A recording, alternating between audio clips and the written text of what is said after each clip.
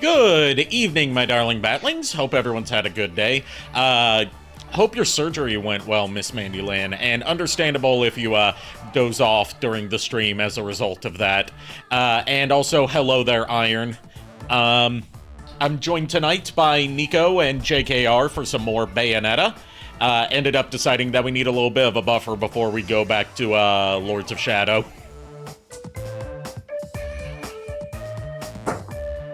I hope you have a swift recovery, Mandy.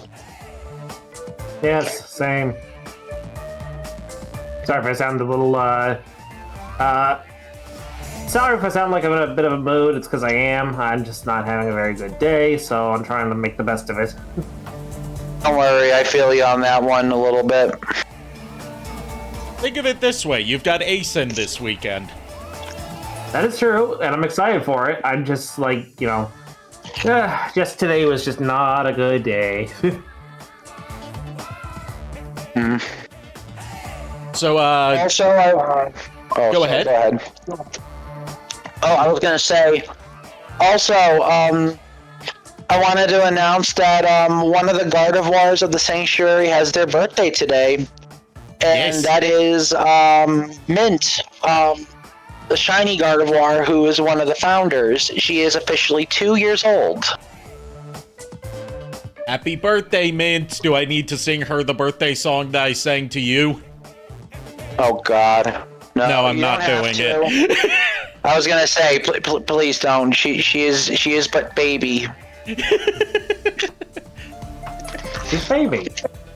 Yep, Baby. she is part of the stream. Yep, but she is joining us with the stream tonight, and she is a very excited Gardevoir because she loves everyone here, including the chat. Good. Thanks. With that said, let's swap on over to the game screen and get back to Bayonetta, shall we? When we left off, we were about to make our approach to the central island of the city of Vigrid, where the Festival of Resurrection is being held. Okay. Also, on Sunday, I have a very cringy joke that I hope you guys will appreciate and or cringe at, but I'm also nervous about how it'll go. We will see. I'm anticipating it. I'm excited. You're calling me Tregwade. Well, seeing as where we are in Luigi's mansion, it'll be definitely like early in the stream. But yeah, I'll see how it goes. So, Chapter 8, Route 666.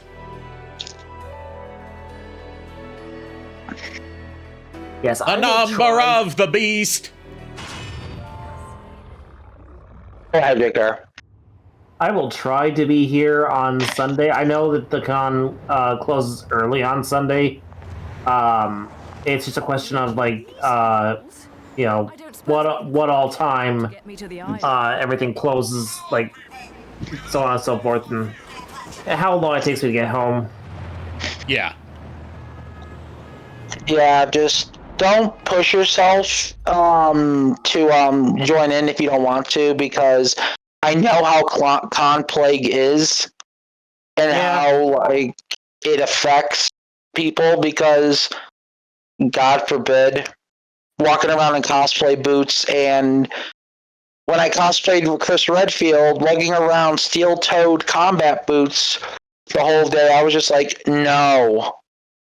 Fuck. That reminds me, I really need to look into getting myself a pair of combat boots that are in black. I need to get myself a new pair of combat and or steel-toed boots, because the ones I currently have no longer fit me. So Luca and Cereza stole a car and are trying to ram through a police checkpoint. Okay. Gotta go fast. Bayonetta, you'll go faster if you Naruto run. Gotta hastier. I must advance hastily. Oh God. Run as fast as you can. You can't touch me, I am the Eggman.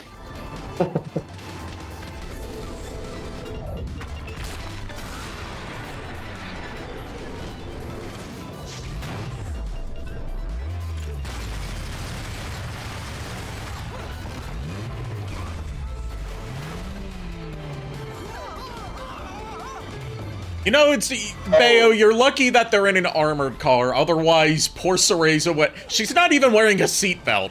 You have put her in so much danger. I told you there was nothing to worry about. I was going to say, one of the panels at ASEN, they're doing a live D&D session.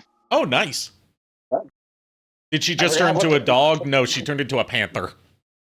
She turned into Panther. She turned into Kitty Cat. That's a power she got after her second fight with Jeanne.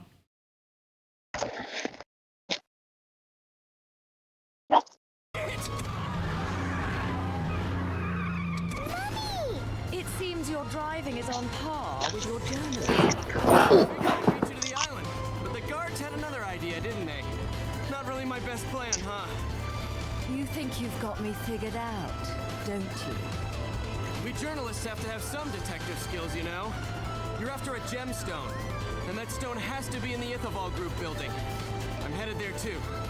How odd. You seem to know where I'm going before I do. Yet you don't seem to know how to drive a car in a straight line.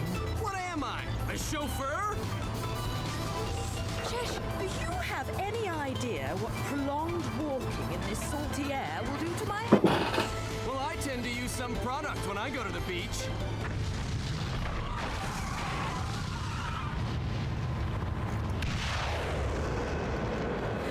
Little one, get down! Put your foot down, Cheshire. I'll take care of our pest problem. Wonderful.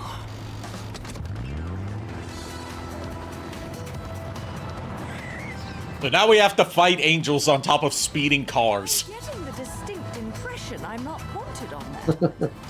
But I love it. when Jeez. it's very hard to get. Come to At least think of it's it, not didn't Radical Highway. Come to think of it, didn't Sonic also do the Naruto run from CD onwards? Technically, it should be called the Sonic run, because he did that before Naruto even debuted.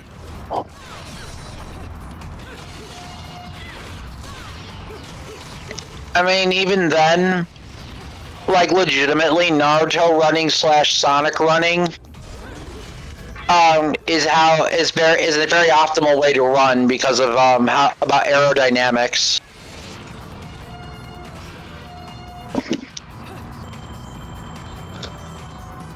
You angels and your trumpets. You should be using a trombone. Be a tromboner like me. I'm still saying, if you ever make a bard, then you're gonna have to play your trombone with every bardic inspiration you cast. Hey, as long as I don't have to play my guitar, because I'm still learning that all these years later. Oh, God.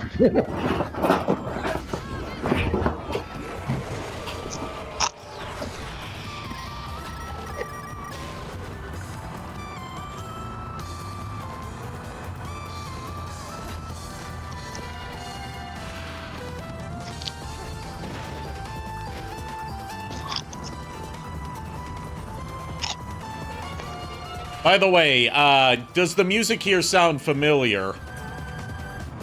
Other than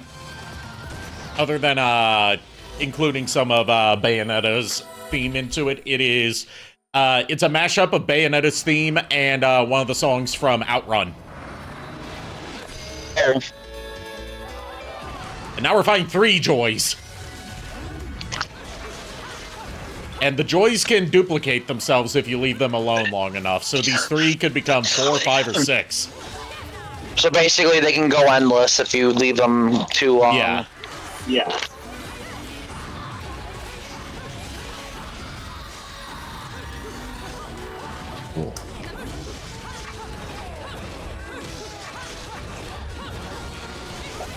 Let's see, can I...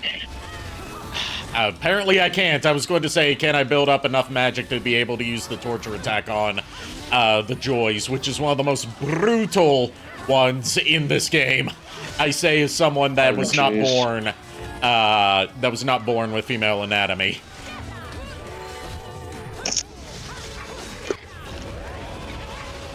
But yeah, the answer to that is no, because I keep getting hit by cars.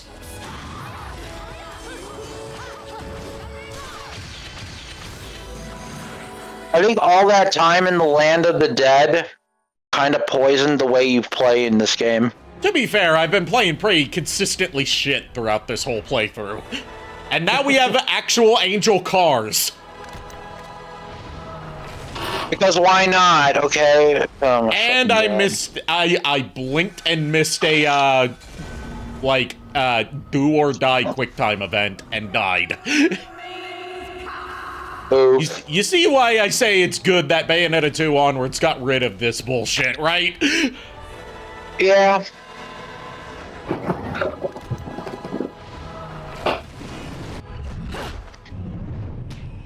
Now we get to ride motorcycle.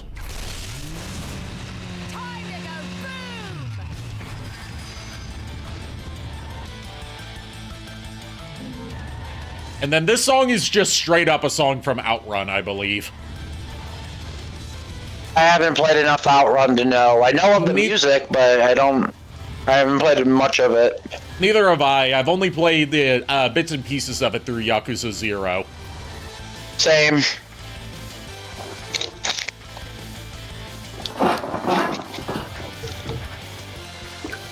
Oh.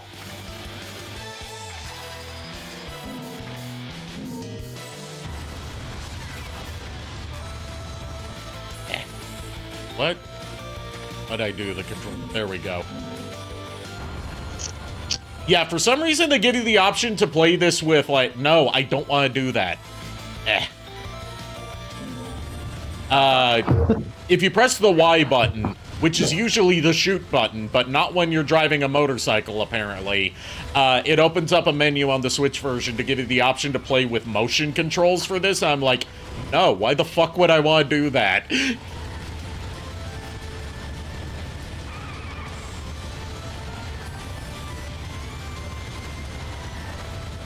But no, I have to press X to shoot now instead of Y, which is throwing me off. Oof.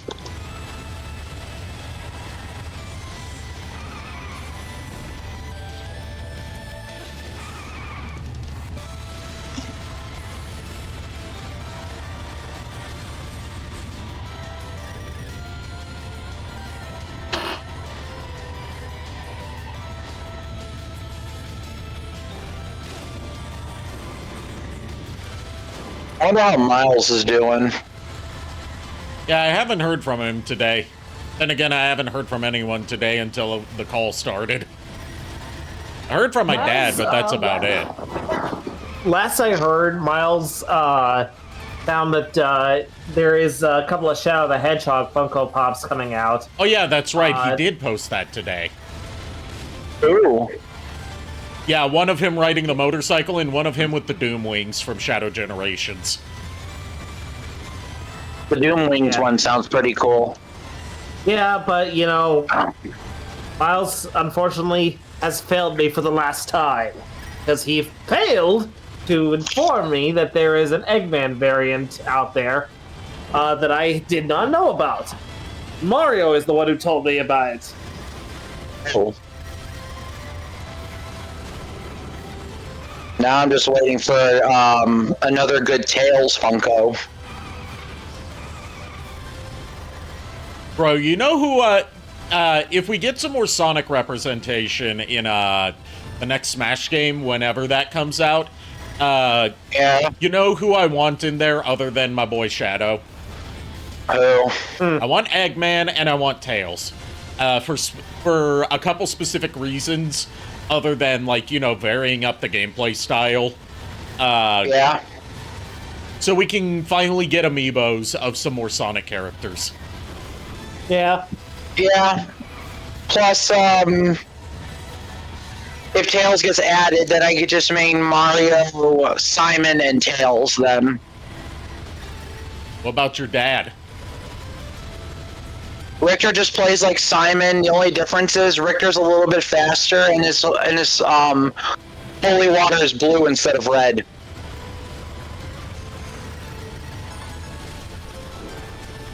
And before I'm sorry. people try I'm to sorry. correct- What the fuck just killed me? Oh god. And I was gonna say, before anyone tries to correct me on that, yes, I played both Belmonts to death. And I can definitely tell you Simon is slower, but hits harder than Richter. Lilila, or I'm sorry if I'm misreading your name. It's hard to make out with the contrast on my second monitor. Extra Life Streamers That's right. Unite. Hell yeah. How are you doing That's today? my friend Lilia. Okay. Hello. Welcome. Yes, we are raising money for Extra Life year round, and heavily promoted during our D&D streams that are currently on hold for another couple weeks, and then we'll be back to them. Yep, and honestly, I am excited for it. Because I've been... Go ahead. Go ahead. Lilia wants to know, do we have the Extra Life pop-up? I have my own custom one set up, just because I use I like to have custom alerts. I just need to link it to this year's campaign because it's still set to last year's campaign, and then it'll be ready. Yeah. But yeah, I'm honestly excited to get back into D&Ding because I've been wanting to for a while.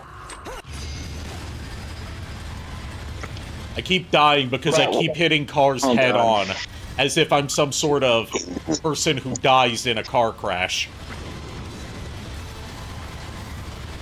You gotta have more awareness. But also, Lilia here is the one who helped me out on Free Comic Book Day. She came in clutch when I needed it, and awesome! Once again, deeply appreciated. Nice. Awesome. Much appreciated for helping out JKR. I need a cough drop. God damn. Get a cough drop. I am. I'm almost over this cold. It's just the cough is the last thing I have to kick. So make like Chun-Li and kick it. I'll tell you what, when I can learn how to kick a cough, I'll do that. But until then, haha. Well, that's what you said you need to do, so do it. Just do it! Let your dreams come true. Make your dreams come true. Don't let your dreams be dreams. Or as I say, don't let your dreams be memes. Thank you, Shia LaBeouf. Shia the Beef coming in clutch to give us the most nonsensical commencement speech, and then go on to be an absolutely reprehensible person. Yeah. Oh, God. Too bad he's not an actual cannibal. It's not. I can never see when these cars are coming tonight. I've never had this problem of dying over and over to head-on collisions in this stage. I didn't know they could kill you. Oh, God. Yeah, I'm definitely getting a stone rank on this stage. It's a stone, Luigi! You didn't make it! Thank you. Thank you for the follow. Thank you very much. Thanks, Lilia. Also, on go ahead. two counts, she, let's see, not only has she followed, but unfortunately, Ari, I keep telling you to get that thing fixed, but, you know, it is what it is. She, just donated $5, to our Extra Life campaign. Awesome. Oh, nice. So you keep telling me to get it fixed when I'm streaming instead of, you know, when I'm any other time in the day. Yes, I am shifting the blame on you to avoid taking responsibility. Also, In my defense, motherfucker. In my defense. Look, in my defense, I barely ever talk to you during the day. This is the only time I actually get to actually talk to you. That skill issue. Oh my God.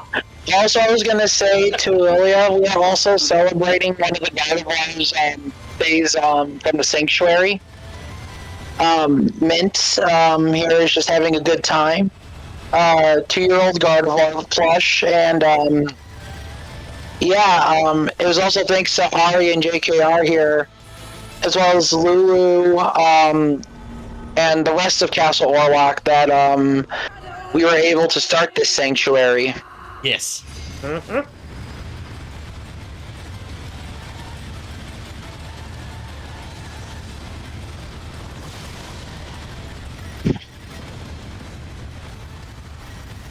Oh boy. But yeah, I'm just happy that Lulu is going to be able to get a souvenir for herself from convention. Yeah. I'm going to spoil myself a little bit on my June check because in exchange for helping my mom with the gas bill, I only have to cover $200 rent. So I have like quite a bit of money to use. And I'm still planning on giving you the 60 for the 2 books, JKR. I just need to set that aside so I can have Lulu send it to you. Gotcha. No worries. Whatever you can is fine. I know. But no, dude, I'm seriously excited to meet up with you on Friday, my dude. I'm really excited. Okay. Oh, hell yeah. Same.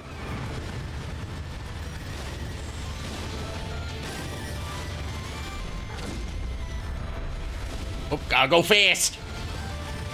Oh, God. I must accelerate rapidly. If I manage to actually get away with it, like depending on like what vendors happen to be in the general vicinity of our table, I may or may not be able to get you that Ralts sooner rather than later. But we shall see what we shall see. Whatever happens, happens, my dude. I'm just happy to run into you over at convention. I hear you, dude. I still got that fidget toy for you anyway, so. Yeah.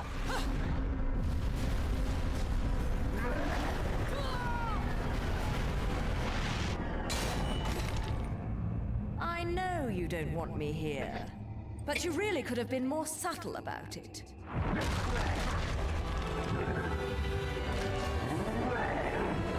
This angel type is called... Wait for it. Because I can never remember these except for Joy. Braves. Braves. They're smaller versions of those giant angels that we encountered before. So, these guys are called Braves, right? Yes, they're not from Atlanta, sadly. Are any of them...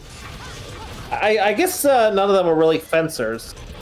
No, they're not fencers, they're axe wielders. So no brave fencers here.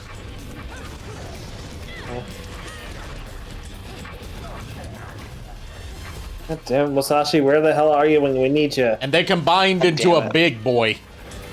Oh, fuck. I'm trying to use that new Odette weapon that we got last stage, and yeah, it's got some slow kicks, but also gives you an ice skating animation when you move. Slow kicks, but I'm assuming the trade-off is higher damage.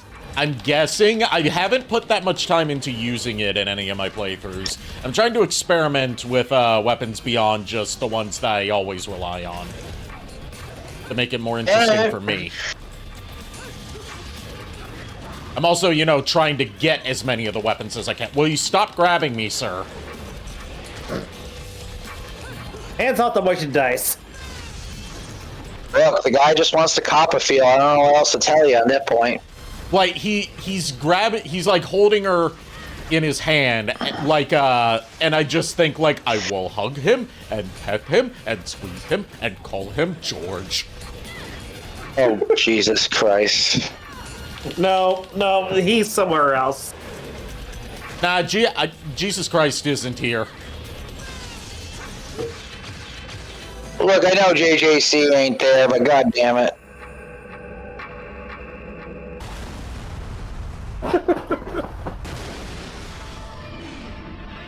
The call I'm trying to find out is what's the guy's name on first base? No, who's on first?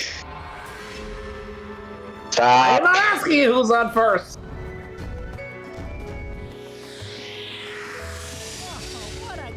For every $5 you guys donate to Extra Life, you will also be putting towards my therapy sessions.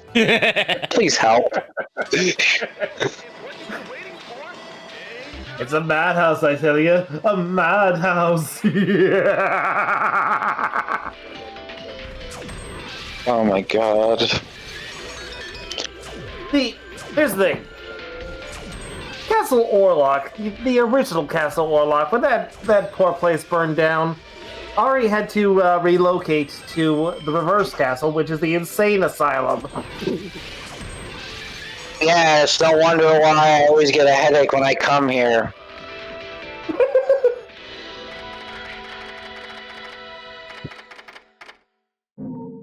Joke's on you. You're stuck here. I take it they Yeah, aren't I affiliated know. with Disney either. No, they are not Scottish. Brave, the Disney Pixar movie. Oh. Merida. It took me a sec to get that one because I've never seen Brave. I've only seen Brave like maybe once. That was it. Same, and it was long ago for me. Yeah. Relax. I'm just fucking with you. Like I saw Gee, that you're movie fine. in theaters. I saw it in theaters as well, but that was because we went as a group with my high school friends. Oh. And then there was that one time we went to go see Bruno because one of my friends got to pick the movie this time, and me and Lulu were like, oh, okay, what the fuck? We don't talk about Bruno. No. I'm pretty sure Sacha Baron Cohen doesn't talk about Bruno either. Fair. Well, say hi to Kiddo for me, Lilia, and have fun lurking. Yep. Enjoy the lurking. Oh, God. So now we're in Paradiso, the graveyard of remembrance. Better than the fucking land of the dead. Jesus. Land of the dead is just as bad as Korodai. Hey, Cloud Sato. Oh, look, Hello, it's Sexy Cloud. Link. Yes, it is. Oh, my God.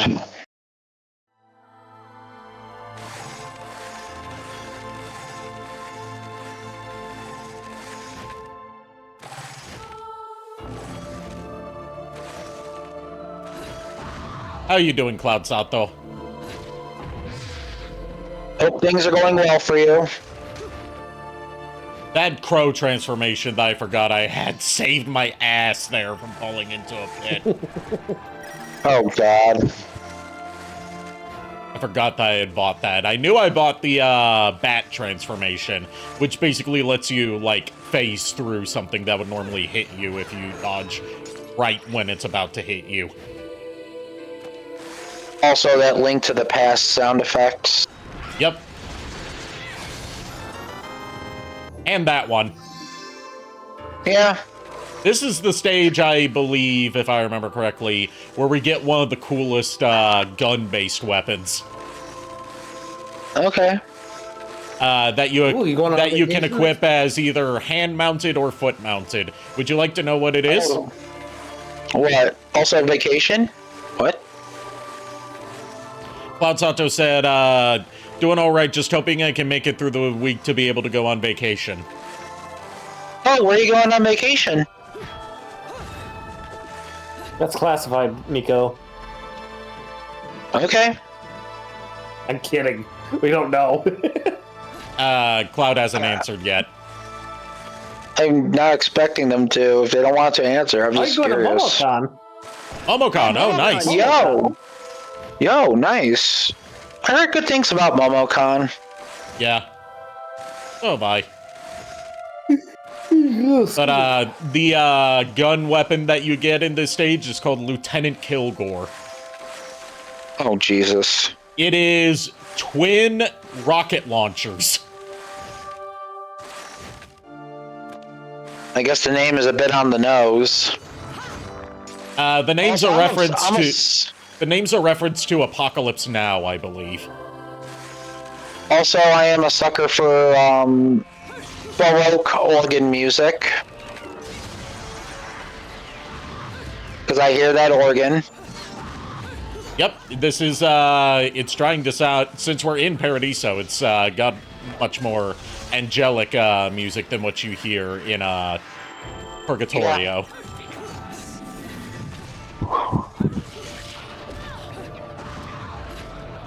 Okay, our personal chat is going crazy right now. Oh? I'm saying the group chat, because apparently Furret, Cloud here, and Firo are all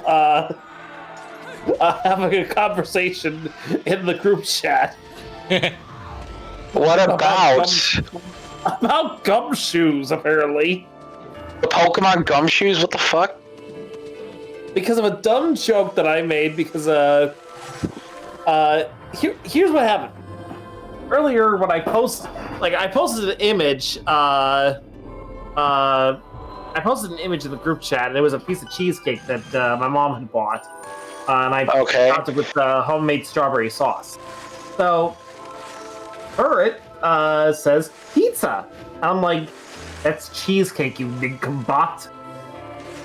Oh god. Firo's response is that, well, it's obviously a pie.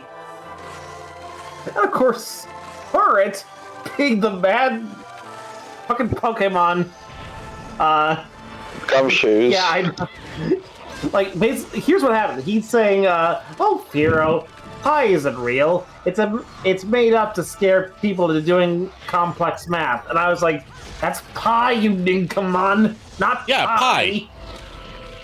Oh my god. Nobody said there'd be math. I blame our schools. I understand probably why he posted Gumshoes in there as well. I think I understand because of the meme that Pokemon is tied to. Yeah, so of course, I had to post it saying that, like he's saying, it's like, oh, basically it was like, it's like, I don't see what a detective has to do with it. And I was like, okay, whatever. Firo said, I thought they were called dicks at one point. They were. It says, and gumshoes. Yeah. Yeah, both are true. Yeah. Yeah. And of course, Furret is like, oh, I know him. He's a weasel-like Pokemon like me. Cloud, of course, is saying, wrong. Oh my fucking god. Yeah, Furret is just trying to make this whole thing into a Pokemon discussion, and I'm just like, motherfucker. Oh no, it's a cuboid boulder. Yeah, run. God. Look, Run as fast as you can. Look, if I had my vision, I would probably post a Gardevoir meme in there just to break the tension, just be like, there's my response, deal with it.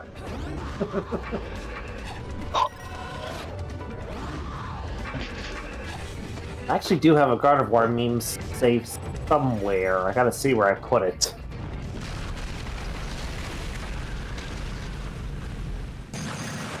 Here, go, do a crime. Hands Gardevoir a gun, points it at trainer, takes their Switch 2 and just plays it in the corner.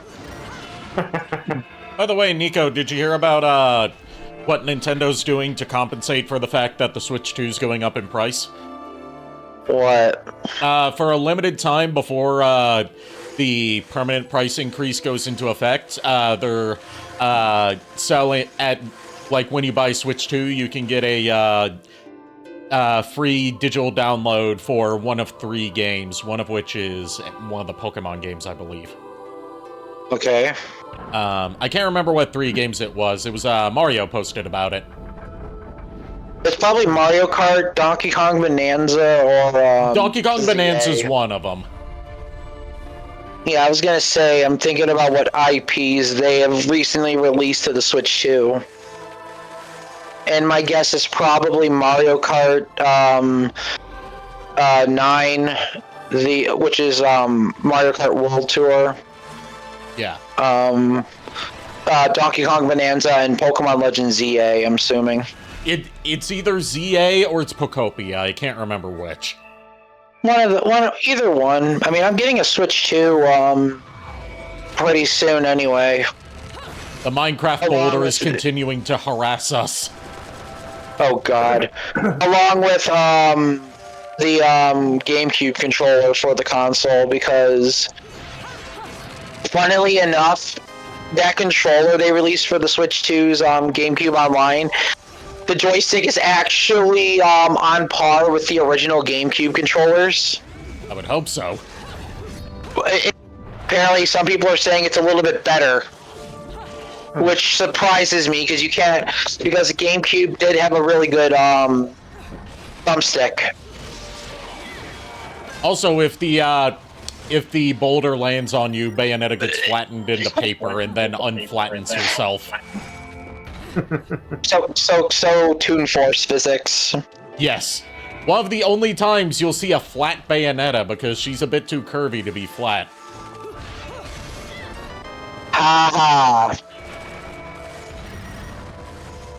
God damn it. But yeah, no, I am excited for having my internet return either next week or the week after, so I can finally get back to planning effectively the campaign and actually visiting the damn Discord on my own without having to bother Lulu. I'm excited for you. Yeah, I've been without it for at least a month, and I'm going to tell you this right now. All I've been really doing is spending time with Lulu, sleeping, and listening to YouTube.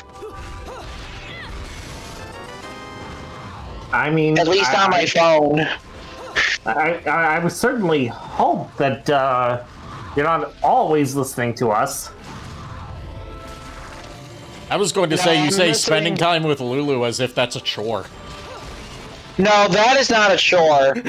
I'm just saying, like, she's going mad too because she hasn't streamed in a while and she really wants to stream. Yeah, especially since she's so close to affiliate. Yeah, and what we're going to be doing is once we have it paid off, my mom is going to move the Comcast account under my name, and they have a plan for, like, if you have a person who's on like Snaps or and is like disabled, like if you're blind, they can lower the price to at least for the internet to between $20 and $60. Oh, nice. For what they have. And that's what my mom is hoping to do, because then I can just take over the internet bill, and then I could be like, okay, I'm gonna make sure this doesn't happen again. Yeah. Because honestly, I'm really pissed off about it. And other than me and Lulu, my mom and my family are the only ones that use the cable box anyway. So they're lowering it down to one cable box, getting rid of the other two, and then keeping the high-speed internet. Good. Yeah, but no, I can finally effectively enter whatever lobbies I need to in Orlock 2, and I can just spend my time in Castlevania planning the D&D, because we are almost done with that campaign, and I have to make sure a lot of things are set up. And I'm going to be honest, the last few sessions are going to be very stressful for me because, God forbid. Yeah. Especially with two of the characters I have to work on. Well, three technically, because the final bosses. I need to make sure they're balanced enough to where they don't kill off my players instantly. But at the same time, I can't let them all die in one hit. So there's a lot of balancing I have to do. Which, by the way, JKR, I appreciate you for the help you've been giving me. I really am. The Viking ship of the Angels has arrived. Oh, wait, no, this is an angel. That's a Viking ship. Oh, kinship. God damn it. I get it. I hate it. And it fires missiles. Are the missiles also angels? That's my question. You know, at this point, why the fuck not? Like, one of the things you learn about Bayonetta and its angel design is that angels can be fucking anything. Yeah, I think I got that after, the fact that we had flying cars that were angels. Oh, they weren't flying. They were on the road. Look, I'm just gonna say in my headcanon they were flying. You shut up.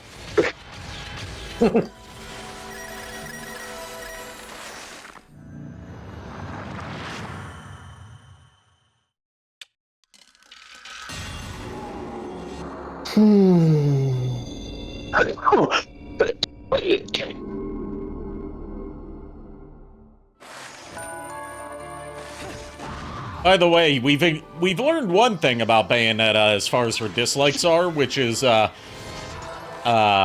than angels, she doesn't like talkative angels. She doesn't like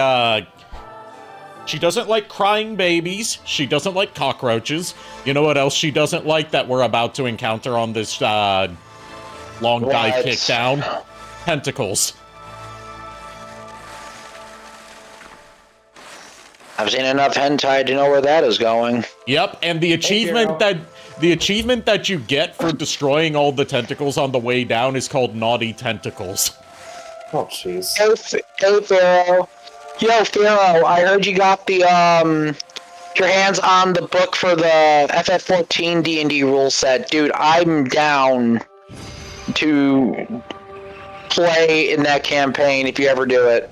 I am down. I was just gonna ask her, but are you down to clown? Insert Pennywise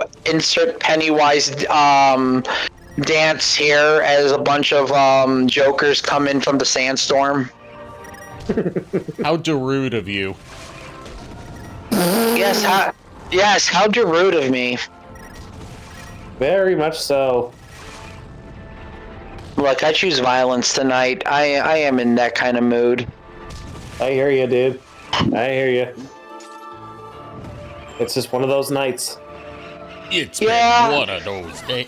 Time to fight the Joys again. Can I pull off the torture attack once on this playthrough? Probably not, given how shit I've been playing.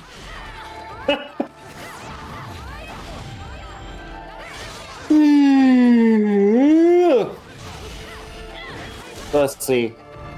One of the other figures that I want to get my hands on, hopefully soon. Aside from the stuff that's up and coming, the Galactic Man Shockwave. After watching Ari face off against Shockwave in Devastation. In Devastation, yeah.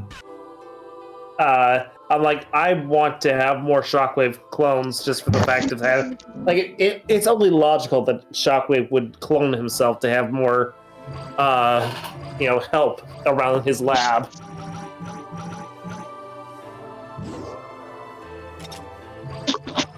Also, funny thing is that I was looking at some comics, some comic panels, and apparently Shockwave being a ship that kind of just looks like his classic laser pistol alt mode. It's not that far-fetched, apparently. But does he have laser piss? If he's a laser pistol, does he have laser piss? He's not the Space Colony arc. Calm down.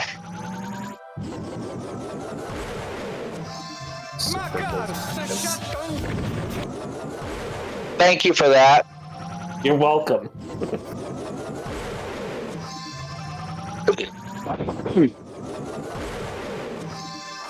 Just concocting some stuff for me to use in this fight so I can do the thing I've been wanting to do.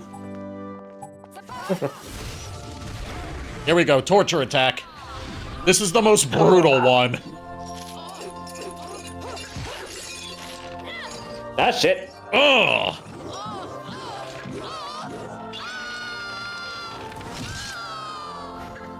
I don't even have female anatomy, and I felt that one.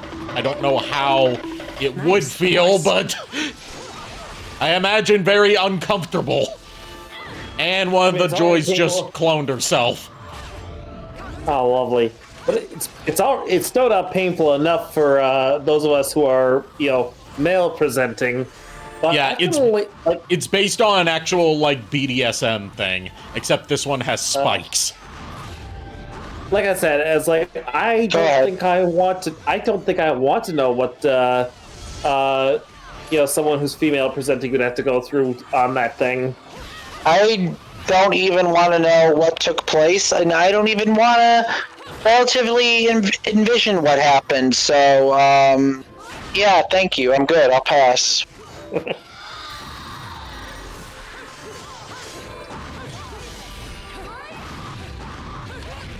Ow.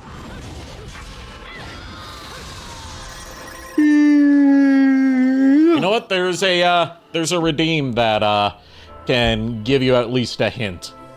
And granted, granted, just the redeem on its own is going to make it probably sound more sus than it actually is.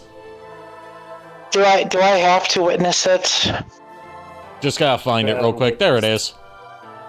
Okay, yeah, I guess I'm gonna have to anyway. Which Firo already redeemed before I did the whole I do this. Yeah. A horse. Or rather, like a wooden horse. A Trojan horse. No, not a Trojan horse. I mean, it looked like one, but yeah, you know what I mean. How can you tell if it's Trojan? Can you tell it's if it's from Troy just based on aesthetics? Sex. And last time I checked, Troy got closed down for serving raw meat to its customers, despite them claiming to be the empire of taste. God damn it. I need to show that ad to the chat sometime. Yes. It's like, I swear, that guy's gotta be like a relative of Tommy Wiseau or something. He's got the exact same accent. Got the exact same arc scent. He's got the exact same orc scent. At least Yes.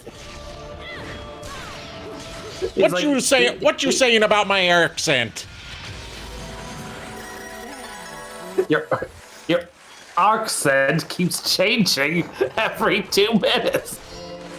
Yeah, it's because I've lived all over North Carolina, which means I picked up an accent that wanders all over the Southeast.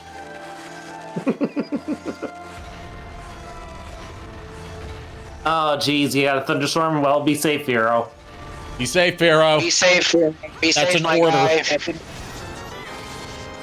Don't go flying in the thunderstorm, my dude. Yeah, last I checked, flying types are not a fan of electricity. No matter how badass it sounds, you should not be thunderstruck.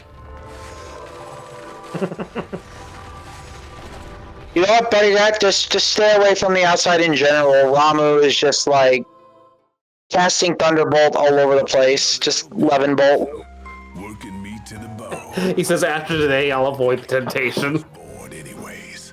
Let me go whip. What did the That Temptations hurts have to so- do with Pharaoh, what did the Pharaoh, Temptations have to do with this? I was talking about Pharaoh, AC/DC. Pharaoh, as someone who knows, who's played 14, I know what you're talking about. And god damn it. God damn it. I don't even get the reference, and I'm finding this hilarious. This time.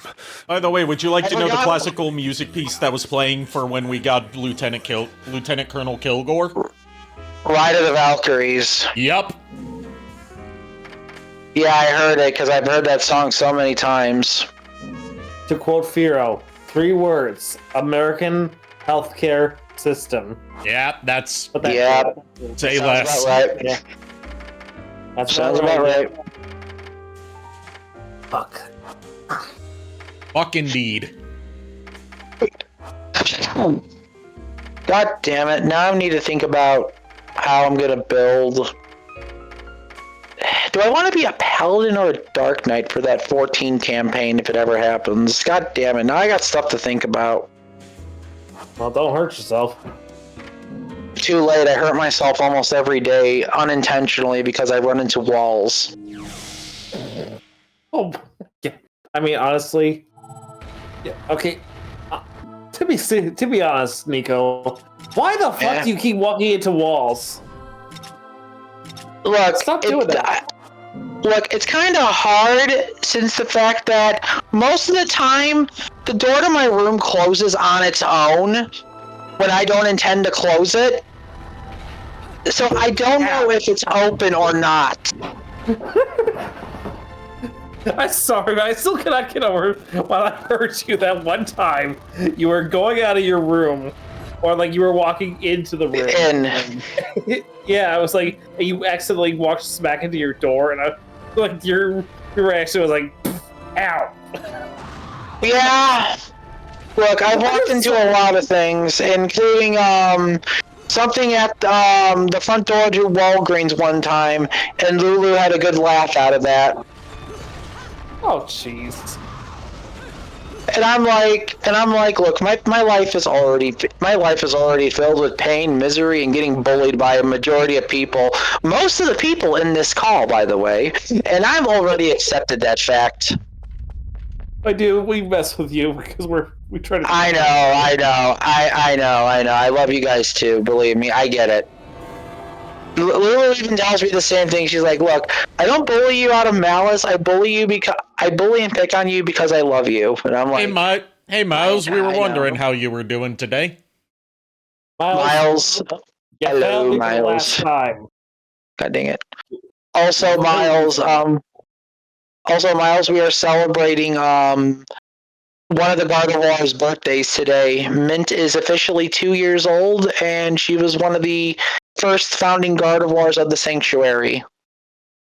Also, we're about to fight the Minecraft sphere that's been harassing us this whole stage. Now you're giving me ideas. Also, Miles, I'm hearing excuses. By the way, its name is Golem. Okay. God damn it. I was gonna say, by the way, JKR, Eggman now said why he keeps making death eggs. You want to know the reason? Why? Mobians and people fear giant spheres. It's logical science. You know, I can see that. Yeah. He says that in the game, The Murder of Sonic the Hedgehog. Nice. And it's just like, you're like, people fear logical spheres. It makes perfect sense. And I'm like, so that's the reason. Okay. Like, that's the official reason, but like the real reason we all know is because he liked the look of the Death Star and decided to put his own spin on it. Yeah, both work. Yeah, like I mean, all I'm one of saying the- is like that's Go ahead. what you said, Nico. That's the official statement that he will tell everybody who asks him that. But like we all know that the real reason he did it was because he just liked the look of the Death Star. Yeah, fair enough. Also, the fact one of the options he gives you in the game when you speak to him is like, what are you going to do, roboticize us? He's like, ooh, haven't done that in a while. Maybe I'll give Sage a couple of new toys to play with. And I'm like, oh god, you brought that back. We're about to see my favorite finisher in this game. Okay. Now, we'll let you get your jolliest off on this. Now, what kind out of the demons we've seen Bayonetta summon, which include a dragon, multiple disembodied arms, and a giant crow, which one is most suitable to deal with a giant sphere? Oh no. It's the arms. They're gonna play volleyball with it. Don't shoot. Alright, so Dead or Alive Beach Volleyball Bayonetta Edition, okay.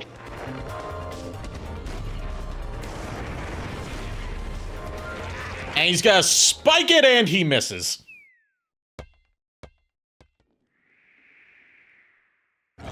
So they give up and just start punching the shit out of it. Yeah, fair enough.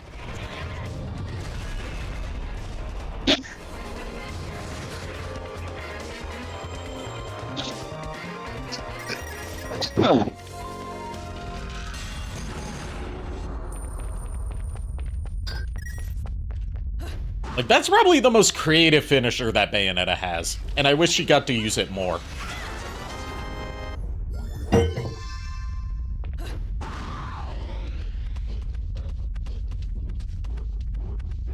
But obviously, it doesn't make sense to use it on non-spherical enemies.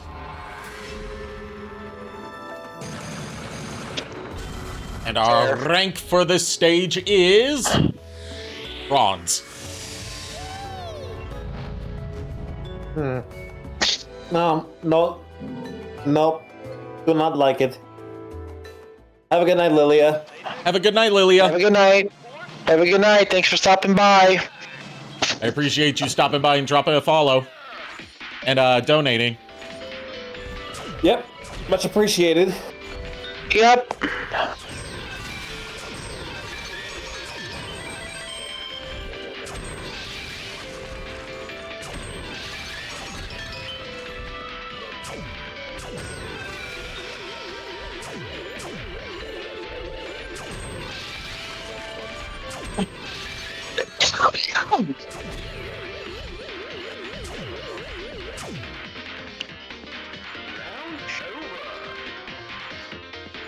Round over. This is the only game where this minigame shows up, so don't get too used to it. Future Bayonetta games don't have these in-between stage minigames for extra points. Mint has something to say to you, Ari. She says, do the volleyball thing again. I wish I could do it on command. I know, she's just being fun. She's just being funny. Yeah. No matter how much you ask, I'm not putting it. I would bring her to Ascend, but I'm worried about how sensitive of a plush she is. Yeah. Maybe maybe one day I'll bring her. Maybe. Just have her, maybe one day. Just so I could introduce JKR and possibly you, Ari, to Mint. Don't forget to bring the curly on. I think it was the curly. I might be able to. I'm debating. I'm probably not going to, because I'm a little iffy with it, especially since with some of the vendors being a little bit touchy with the Pokemon plushies, assuming you steal them or whatever. Okay. Yeah, that's a good fair. point. I don't want you to be in the big. Yeah, that's a very good point. I've had a situation where at TFCon, someone actually, like, one of the vendors accused me of stealing an Armada Thundercracker from his booth, even though I didn't actually pay for it, but I tried to rip it off. Yeah, and I'm just, like, very, very protective of the Gardevoirs. Like, they're like my babies, so. They're your children. Look, I'm pretty sure one of the smaller Gardevoirs would probably be looking at your Transformer fleet and just be like, we raid, we just raid. Hey, Chuck. How you doing? Ayo, Chuck. Ayo, Sun God Jack, what's up? Figured. I've been there before.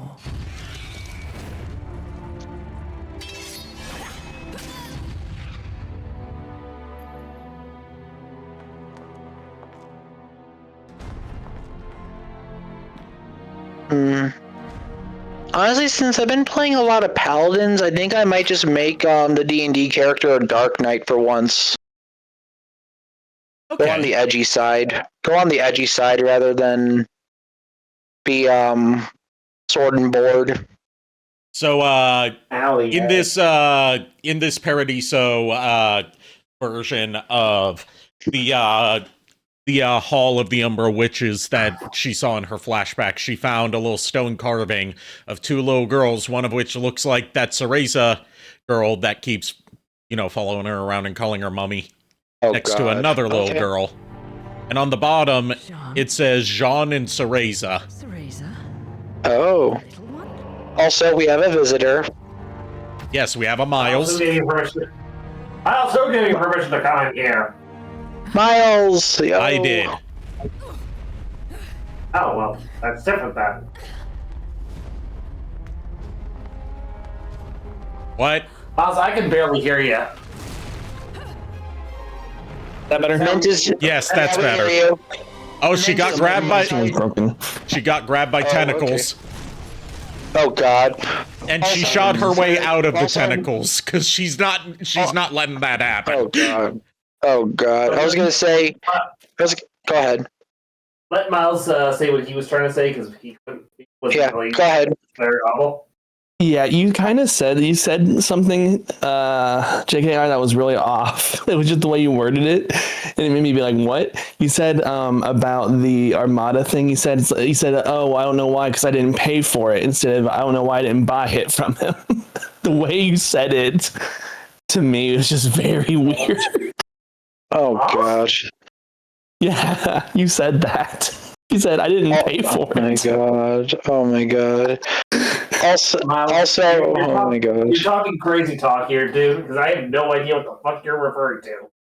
You talked about something at a con about Pokemon dolls, and you said, oh yeah, you gotta be careful with that. One time at a con or something, you're like, I bought this Armada, I had this Armada thing, and someone accused me of stealing it from their booth, but I didn't, but you said, quote, but I don't know why I didn't pay for it. Funny, Miles, but what I said was that I did pay for it, but I paid for it in cash. That's not what I heard. Maybe I'm just going crazy. You tend to not hear half the stuff that we say anyways. Maybe I'm going crazy. I'm having a rough morning. I'm having a rough day, but I'm here. I'm good. Yeah, same here. I'm about to say I have a rough morning. I'm like, God damn it. Anyway, tentacles. Oh gosh. God dang it. Also, Miles, Mint is very happy you are here for her birthday. Tentacles. Yeah, sorry, I overslept. I had a lot of stuff going on this morning, and No, you're fine. took a nap, and then woke up just about like 20 minutes ago. That's fair. You're fine. I'm glad you're doing Fair okay, point. though. Fair point. Now let me tell you why that's bullshit. No. Time for the joy. Time for this joy to go on a ride on the horse again. My God. family's all sick with something but me, so I heard my mom and dad were up last night. Oh God. I'm just getting over what I have. Just a minor cough I need to get rid of. But yeah, Mint is very happy you are here for her birthday. Yeah, I'm happy to be here too. Yep. Especially Mint. since, yep. She is a very happy Gardevoir today, so she's trying to spread a lot of positivity to everyone. Where did I put my ginger ale? Because I've been nauseous. Darn it, I lost it. You Whatever. lost your ginger ale. Is it ginge or is it ale? You said ginger ale. It's both. Go back to the tentacles, Ari. Go back. Oh, to the tentacles are gone. Look. Is it ginger? Is it ginger or ale? Oh my gosh. Oh my God. Although I will say something. What are you going to say? I was gonna let you finish, JKR, because you were gonna come up with a joke and I wanted to hear it. Oh, I just wanted to say that Nico, of all people, should know that I was referencing a Three Stooges joke. Yep. I got Three Stooges. I used to love the Three Stooges. I haven't watched any of their stuff in a long time, though.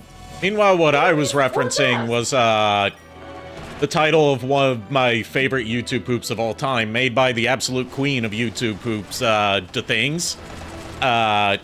It was a YouTube poop of a bunch of the, like, Super Smash Brothers for 3DS and Wii U stuff, like the pre-release trailers. And the title of it is Soup or Smash Brothers. What did you choose? Soup or Smash Bros? Slowly shaking my head. I don't know how to feel now. I don't know how to feel either, believe me.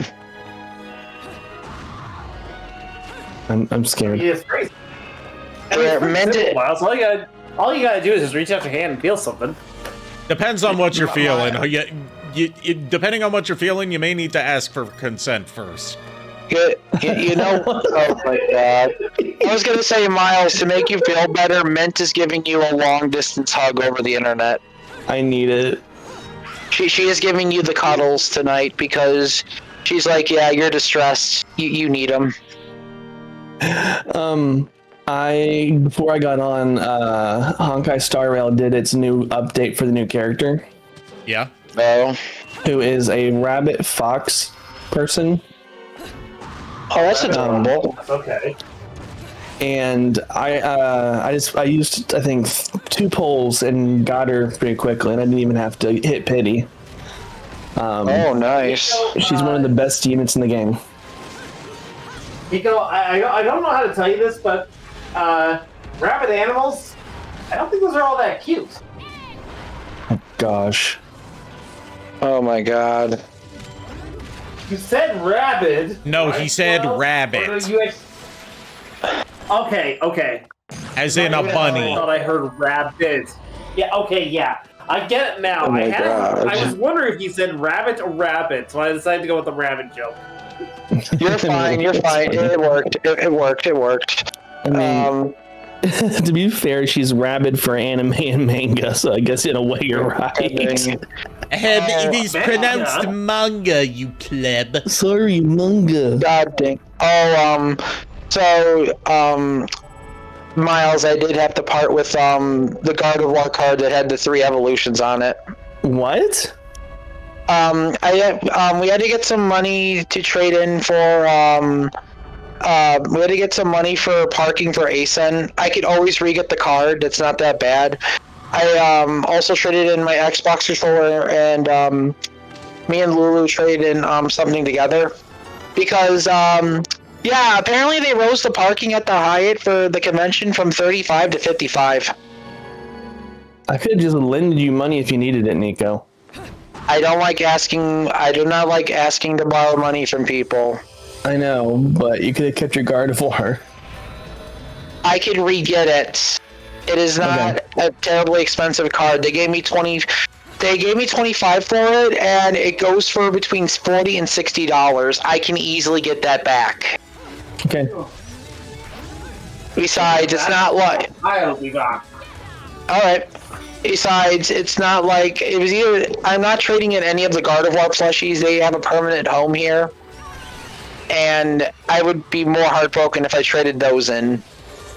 That's true. I would be very heartbroken because I am attached to all my Gardevoirs. So for this Alpine challenge, I can only use Wicked Weaves to damage the enemies. Yeah. Which basically means spam the sword combo that is just punch, kick, punch over and over again.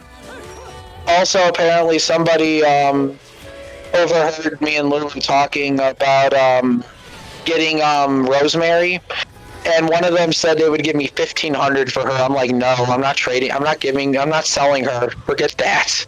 That would also be less than what you paid for her. I know, and I'm never getting rid of her. She's a permanent residence. She is a permanent baby. I've been really wanting a life-size Gardevoir plush to rescue. And plus, you know anyone who's just casually gonna drop $1,500 on her is not going to use her for the purest of purposes. I know this. Okay, so some of the people who are new here, The reason why I opened the Gardevoir Sanctuary is because I want to protect the Gardevoirs from being looted. And and thanks to Ari and Lulu, our stream host here in Lulu, we managed to rescue the life-size Gardevoir, and we got her from Japan, where I am very grateful. Like, she showed up and it was good. Shipping altogether was 2,100 bucks, 2,150. Yeah, And and I do not regret my choice because, one, the moment they released her on Valentine's Day last year, I was like, I really want to get one, but I'm never going to get one. Then I got a back paycheck for SSI, and then the moment I did, I called Streamhost, and I was like, hey, I need your help. We are rescuing a life-size Gardevoir. And thankfully, Streamhost helped me. You know, you could just call me Ari, right?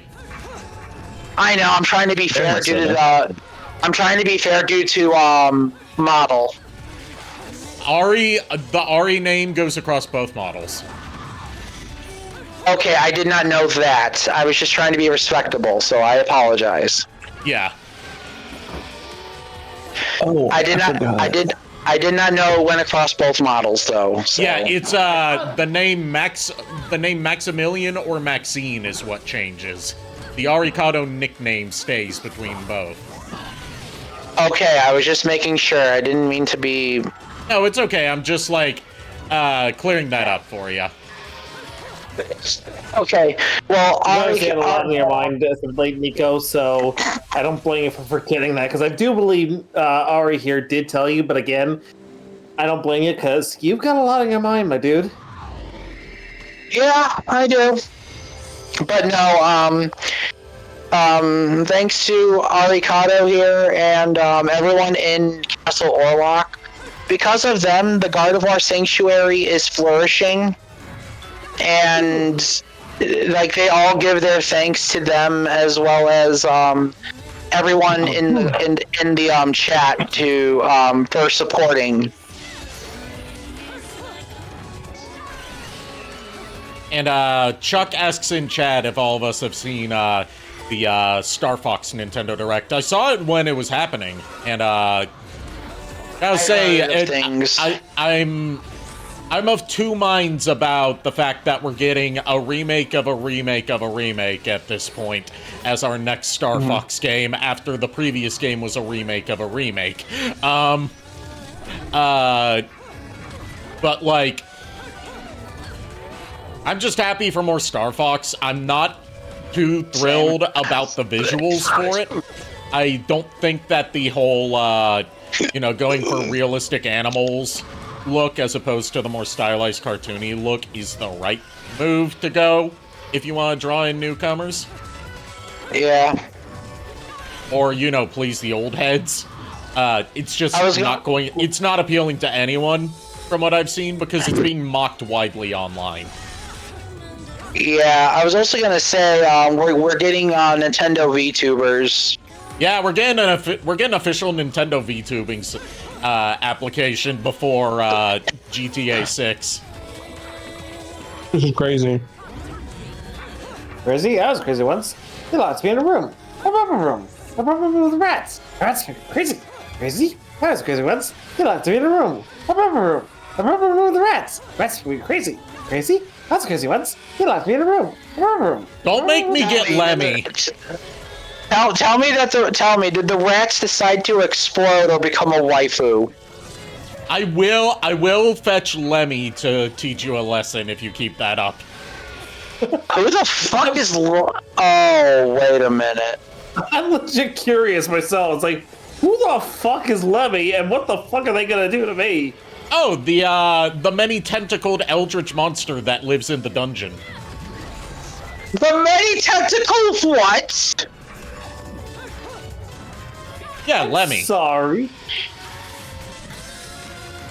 Well, gee, lady of the stream, I didn't know you were Right. You didn't, Okay. you didn't know that the person who constantly talks about being into tentacles was into tentacles? I mean, I was going to say, you know what? Never mind. I'm just going to go back to my lore book. There's some new lore to add to the lore book. Yeah. I will stay away from any forms of tentacles, coils, all kinds of stuff. I'm going to stay away from all of it. You just keep it away from me. The succubi like him. Of course they like him. Oh my god. Ancestors, please just watch over me. God, please just watch over me.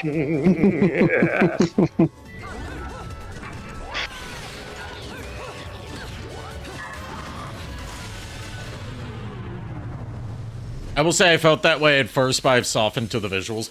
Like, it's more so that, like, some characters look better than others. Some look fine, like Fox looks fine, Slippy looks fine, Peppy looks fine, Falco looks weird, and Cat looks disgusting. Yeah, I heard horror stories about Cat. She's not even pink anymore, she's gray. Because we can't have, exotic, fur colors in our realistic talking animal game. I'm afraid of what they're gonna do to Crystal. Yeah, if they do remake Star Fox Adventures, God, what are they gonna do to Crystal? They better not ruin her. Look, from my understanding, Crystal is like one of the sacred cows, or should I say sacred foxes, of the furry fandom, where like you do not disgrace her. Ironically, if Nintendo were to give her a disturbing, realistic animal look, that would just piss off the Star Fox fans, and the furries would pick it outside Nintendo HQ. Yeah, I was gonna say, I feel like the same with the way how Rouge is. Crystal is like, well, yeah, obviously like the furry thing, but I feel like it's more along the lines of a universal thing where everyone thinks she's hot, so it's like if you think she's hot, people usually give a pass. Yeah.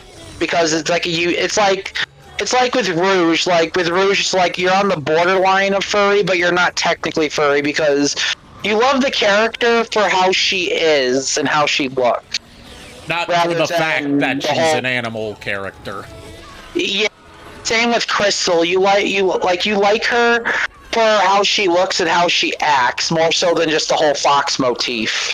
Like, from my interactions with people in my friend group in the past that have been either furries themselves or, like, engage with people who are furries, like, the ones you don't fuck with that are also, like, the ones that are, like, safe to waifu, and you won't be judged for waifuing them, even if you're not a furry. It's like, Rouge, Crystal. WTF, they better not screw up Crystal or else there will be blood. Agreed. Also, hi, Lulu. But, hi, Lulu. Yeah, it's like Crystal, Rouge the Bat, Lola Bunny, and Sally Acorn. Yeah, I mean, I've already waifuized Vanilla, so I'm already look with the Smash Marry Kill thing that me, you, and Lulu did. I've already dug my grave, and I am willing to lay in it. I've already stated my opinion about Vanilla, so said my piece.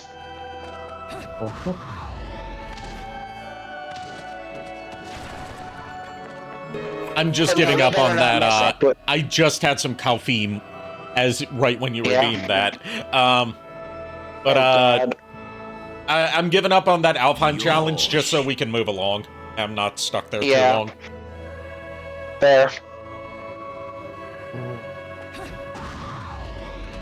But yeah, no, I'm pretty sure when everyone saw Crystal for the first time in Adventures, like, we all know we were thinking. Look, if you do her slow walk, where, like, you just lightly tilt the analog stick, she sways her hips like a fashion model walking down a runway. Rare knew exactly what they were doing. Oh, definitely. Especially also her, they gave her a little more curve in, Star Fox, Assault. Yep. Like, she has, yeah, because they gave her, a skin-tight jumpsuit. Yep. So, like, yeah, Rare and Nintendo both knew what was going on with Crystal. They knew. With Star Fox Assault, in that case, it was Namco that knew what they were doing because they were the ones who developed that one. Yeah, in the end, we're all monster fuckers in the end, yeah. Yeah, look, like I said, I am, like, Vanilla and Crystal are my top two, like, waifus in that genre, so I'm guilty of it, and I don't care, so...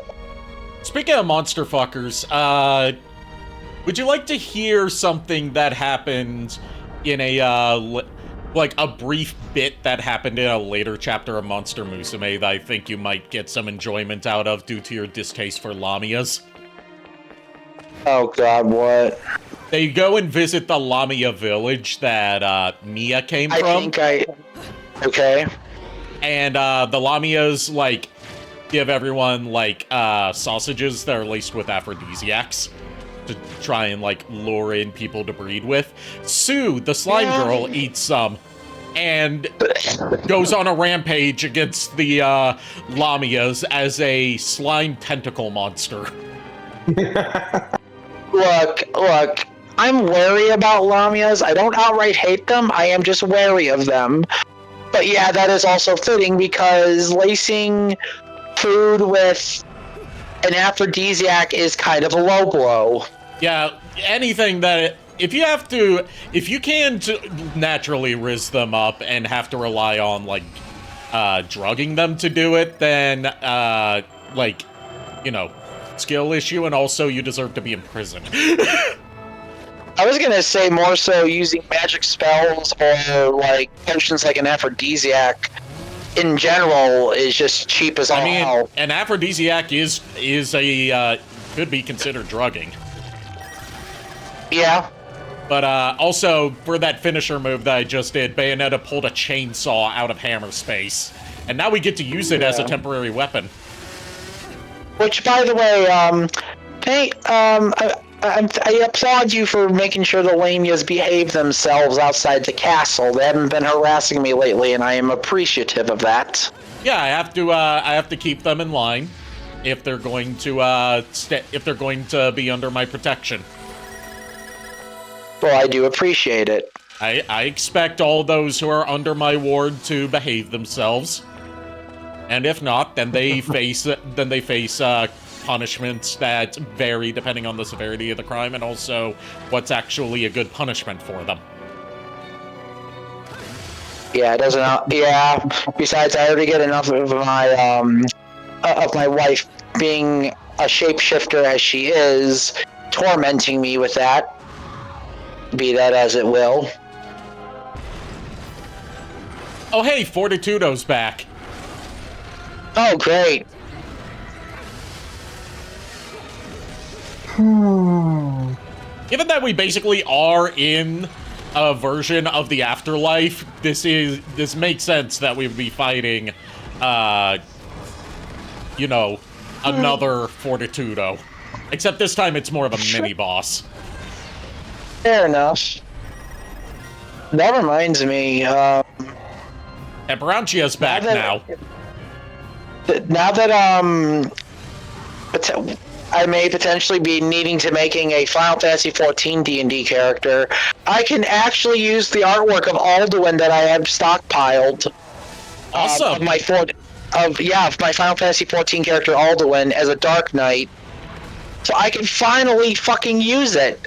Thank the Lord. Because I've really been wanting to use his artwork.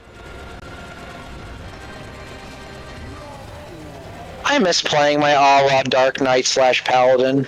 I really do.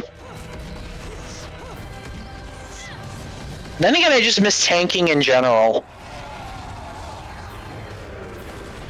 So what you're saying is tanks a lot for this opportunity. Wow, Ari.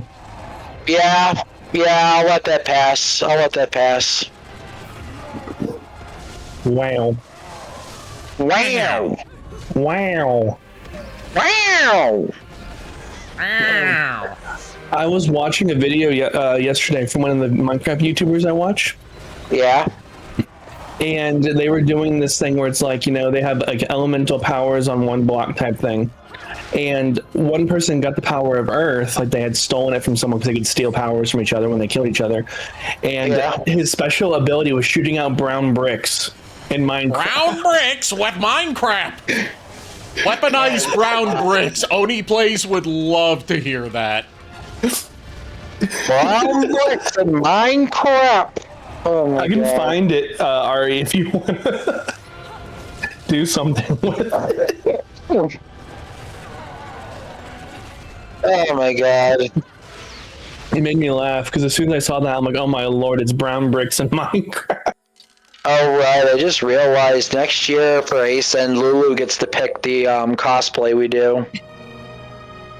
Dun dun dun. Is it 4 doors or 2 doors that make up your mind, Ari? My answer to that is life has many doors, Chuck boy. 4 doors or 2 door? Oh my God. 4 doors or 2 doors? I don't know. There's plenty of roses, so it could be 2 doors. That was a historical joke.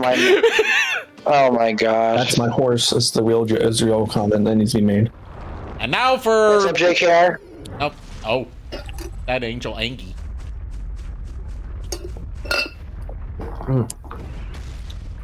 Yeah, I think I'm gonna hop off. I'm really out of it. I feel just kind of like go get some rest. Yeah, I feel dead both inside and outside. So I'm just like, yeah, no, I'm. Oh no. I think I need some. I think I just need to go get some rest because I just didn't sleep. Yes, well. you do. Yeah, go get some rest. I'll see. We'll hang out on Friday. Hell yeah, I'll see you then, dude. Yep. Get some sleep. Oh, and Ari, do me a favor. Sometime between now and your next stream, get that overlay fixed. Make me. I kid. I'm just waiting for JKR to say challenge accepted. What's wrong with the overlay? I haven't updated the charity overlay since for this year's charity campaign, so when people send in donations, I don't get the alerts for it on stream. I need to update from last year's campaign to this year's campaign for it to work properly. Gotcha. Yeah. Anyways, have a good night, guys. Have a good night. Good night. Bye, JKR. See you, Miles. See you, Nico. And yeah, Ari, I will hold you to that. Yep. Also, Mint says good night to you as well, and says thanks for coming to her birthday. And good night to Mint. Later, guys.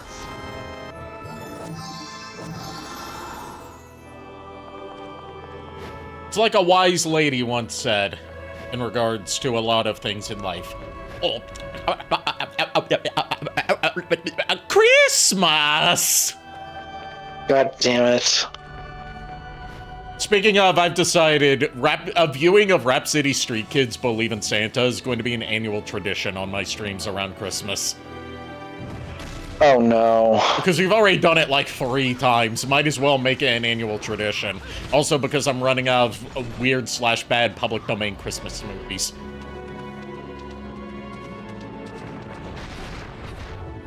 You should just turn that line into an alert or a redeem.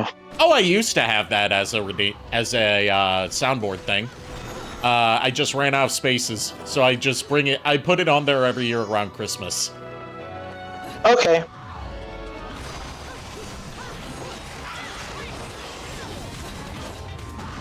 Oh, so Miles, you told me about a new God of War plush that's on Pokemon Center. Oh, really? Yeah, it's the shiny version of the Mega Gardevoir. Really? There's one there's one on Pokemon Center? Yeah. Black funeral dress and all. Hold on, I must see this for myself. Yeah, she said it was like 38 or whatever, so I am going to be adopting 2 Gardevoirs and a Tails plush this coming next few weeks. I was trying to get the excuse me. Yeah, there it is. You're right. I was trying to get the Pokemon book they were coming out with, the limited edition one. As soon as I tried to get it like scalpers swarmed them. As scalpers do with everything Pokemon. But the Gardevoir plush, definitely gonna be adopting. Good. Or at least try to before it sells out. But we'll see what happens by June. Also, you'll be happy and or distressed to hear, I don't know, I don't claim to be psychic, that Logan Paul, who's partly responsible for fucking up the entire Pokemon collector community into the hellscape it is now, has invaded another fandom and is trying to create a scalper craze there. What is it? One Piece. Oh no. Oh Jesus. He got the issue of the Japanese issue of Shonen Jump that the first chapter of One Piece debuted in, and got it graded and got it like not just, you know, slabbed, but all like decorated and stuff, and is like, this is worth however fucking many hundreds of thousands of dollars. And now basically now people are trying to find old One Piece stuff and pretend that it has more value than it actually ever did. I'm sick and tired of fucking scalpers. I'm actually kind of mad, believe it or not. And there's a creator that I used to watch for the Pokemon community that was really big, and I used to like really enjoy watching him. Oh, what is the name? It's I probably won't say it out loud just in case. Okay. Because I don't want to like give a name and people be like, doing stuff. But he was in Logan Paul's most recent one of his shorts recently, and everyone that watches him is now saying, "Why the heck are you working with Logan Paul?" Yeah, like known scammer Logan Paul. Well, it all started because he got involved in Logan Paul's first edition box break years ago. I'm not even talking about the scalping stuff. I'm talking about the financial crimes he's provably committed but never been taken to court for. Yeah, but that's what I'm trying to avoid when I'm trying to make sure I don't say something stupid on accident. That's why I'm like going very easy. You're fine. But he was one of my favorite YouTubers, and everyone in his shorts, because he did shorts with Logan, was like, dude, why are you going down this route? This is not the right route to go. Why the heck are you collabing with someone that's proven to be not a good guy? Like, and I'm just sitting here like,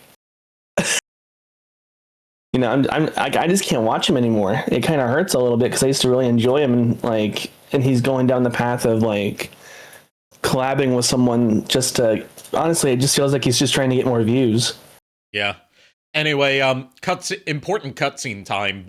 Meanwhile, back in the human realm with Luca and Cereza. Okay. I should mention that this whole time Cereza's been carrying around this little like black cat plush in a little dress. Okay. What happened to Mummy? Well, you see, she just went to look for something, that's all. I can't believe that witch, placing a poor helpless child under her spell. If she did anything to this little girl's parents, I swear.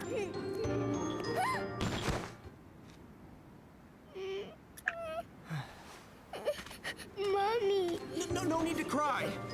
We'll get you to your mom in no time.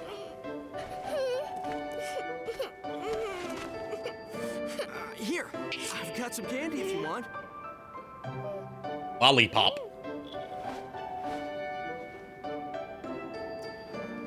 He's a terrible babysitter. What is this? It's yummy. I don't know. It's candy. Strawberry, I think? Hey, Kitty, I've got some yummies. Would you like some? Is that cat your friend? Yes, he is. His name is Cheshire. He's cute, isn't he? Keep in mind, Bayonetta's derogatory nickname for I Luca got this that. whole time has been Cheshire. Yeah, I got that. I got that comparison. Cheshire. What a stupid name. He's probably like, what? So much for taking the highway. That just means we're gonna have to find something else. So Luca in a cat costume with a dress when? Now, all I have to figure out is what to do about it. So, Cerecita. Pizza time. My mommy is strong. I would say pizza time, but there is no pizza. I had pizza earlier. I had some leftover pizza from last night. Me and Lulu had grilled cheese. And she protects me from scary monsters. Monster? I mean, I could make some chicken nuggets if I really wanted to.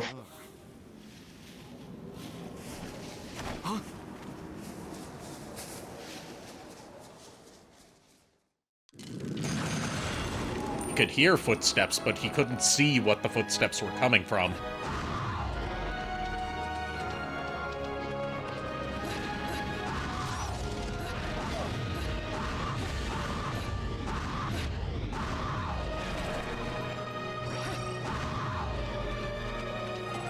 Like it's freaking jaguars. Well, because she's turning into a panther. Let me guess. Is it drawn? It's not Jeanne. It's just angels. He can see Jeanne if she's in the human world, but angels can't manifest in the human world. They can only be in one of the other parts of the Trinity of Realities, but they can affect stuff in the human world. Yeah. Like, if they attack someone through Purgatorio, that person gets hurt. Yeah.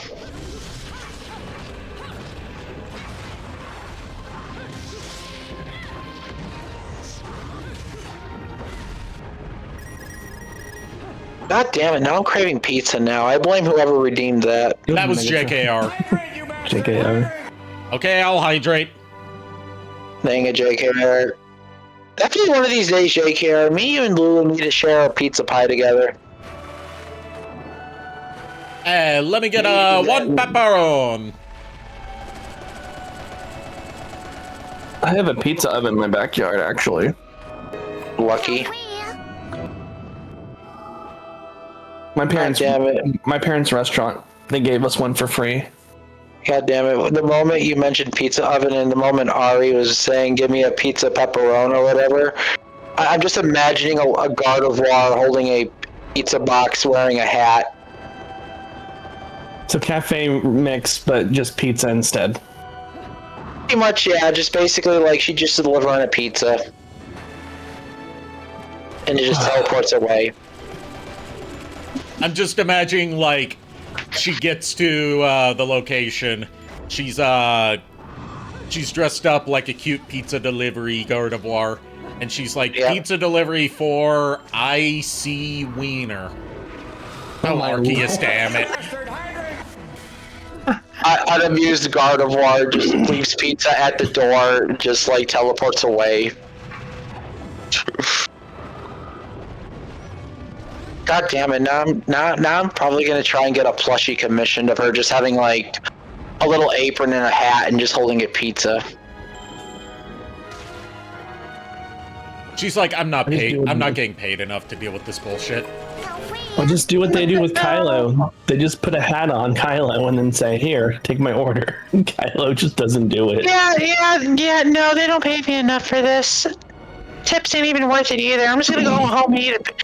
I'm just gonna go eat one of the pizzas in the car.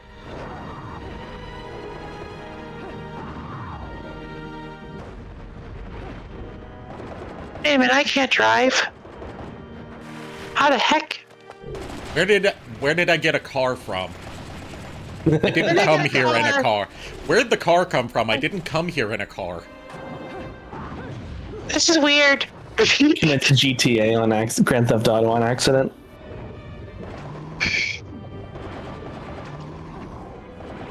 Jokes on everyone. Hexy the ferret is the one that actually took the car.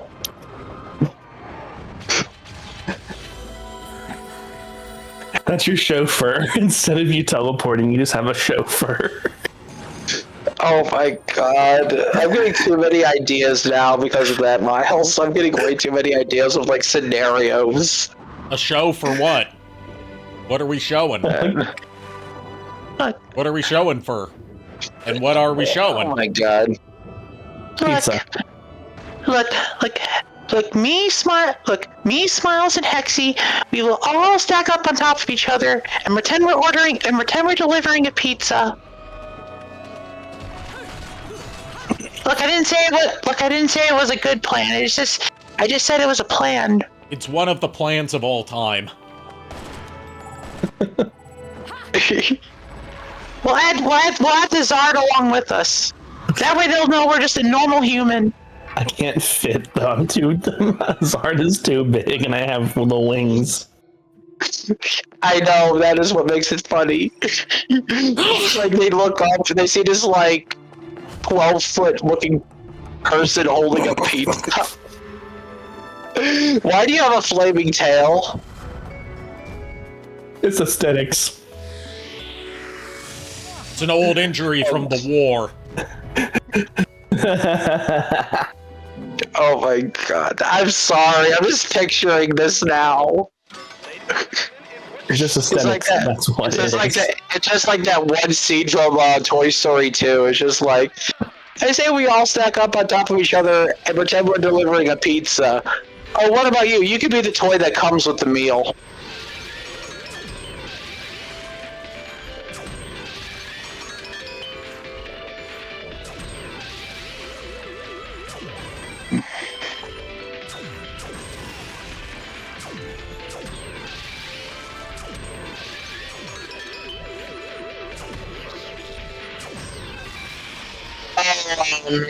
So for May Day, somebody dressed up their life-size Gardevoir in a maid outfit with stockings. They put cat paws on her claws and cat ears on the top of their life-size Gardevoir's head. That sounds adorable. It is, and I'm like, oh my god. And it was all for like one day, and I'm like, that is so cute. I still need to make an outfit for my Gardevoir. Eventually. What are you buying? God damn it. The merchant. What are you buying? Yep. What are you buying? What are you selling? Ah, I'll buy it at a high price. Oh my god. I'm selling an arm and a leg. No, that's how you pay your taxes. You pay your taxes one leg at a time. Valid point. Can I offer you a Helix fossil in these trying times? We don't talk about the false prophet. I know, right? Time to fight the next Cardinal Virtue. The Cardinal Virtue of Justice, whose name I believe is Justitia. Oh god. In case you haven't caught on, the names of all the Cardinal Virtues are just the virtue they represent in Latin. Yeah, I got that. I was going to say, I'm still laughing at the fact that during the Pokemon Fossil episode, Gary found fossilized Pokemon manure. Is it a brain? It's fossilized Pokemon manure. Cutscene time. I'm like, alright. Don't panic. I'm here. There's no need to worry about a thing.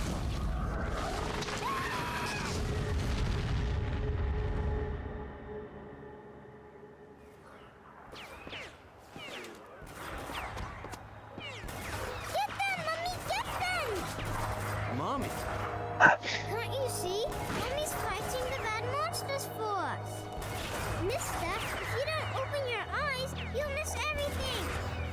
So she hands him her glasses.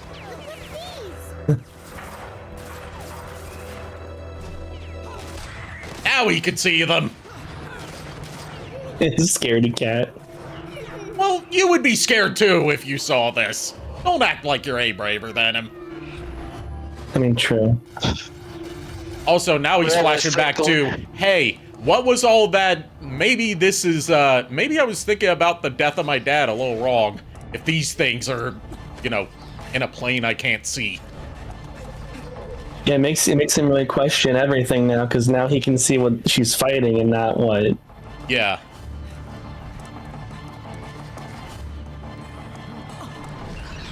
I mean, realistically, we are not meant to perceive what angels are, and we would be terrified if we truly perceived them. Yep. I mean, no matter how smart a person is, you can never truly grasp or perceive what one being is.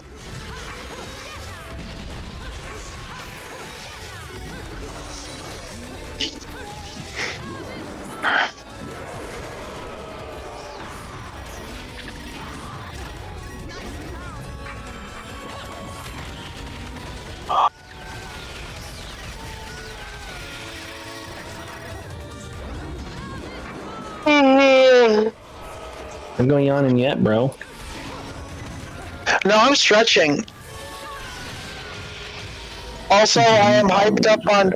Also, I am hyped up on 2 cans of caffeine. Yeah, I don't get hyped up on caffeine. I kind of need to, due to the fact that I have naturally low energy.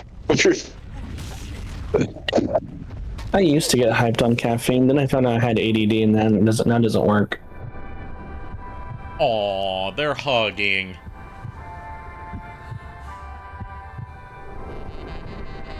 I love how Bayo keeps on blue-balling him. You hated my guts for forever, so I'm not going to do anything nice for you. Oh god. Well, she canonically has a soft spot for him. What did she do to blue ball him? It looked like they were about to kiss, and then she just, like, let go of him while he was, like, in mid-swing catching her so she could go fight Justicia. And while he was distracted by getting blue-balled by her, he slammed face first into a shipping container. Some Looney Tunes bullshit. There's a lot of Looney Tunes bullshit with Luca.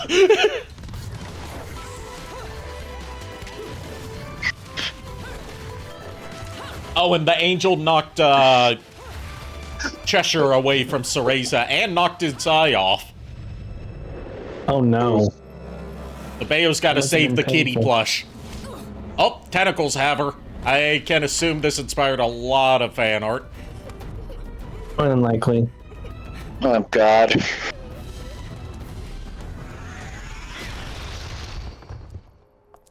She got the kitty. Nice. Well, Kitty, what do you think we should do? He's hurt you, has he?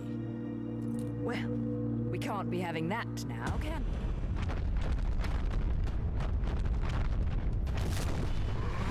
Oh boy. Say hello to Justicia, an angel made of many faces with tentacles with faces on them coming out of the mouths.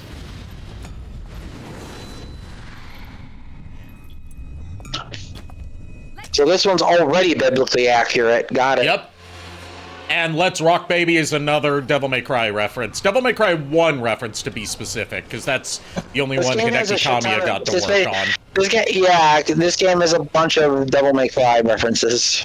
Yeah, given that this was basically, like, Hideki Kamiya's second chance at making a Devil May Cry game, given that Devil May Cry 2 was done without his involvement, and he left Capcom by the time...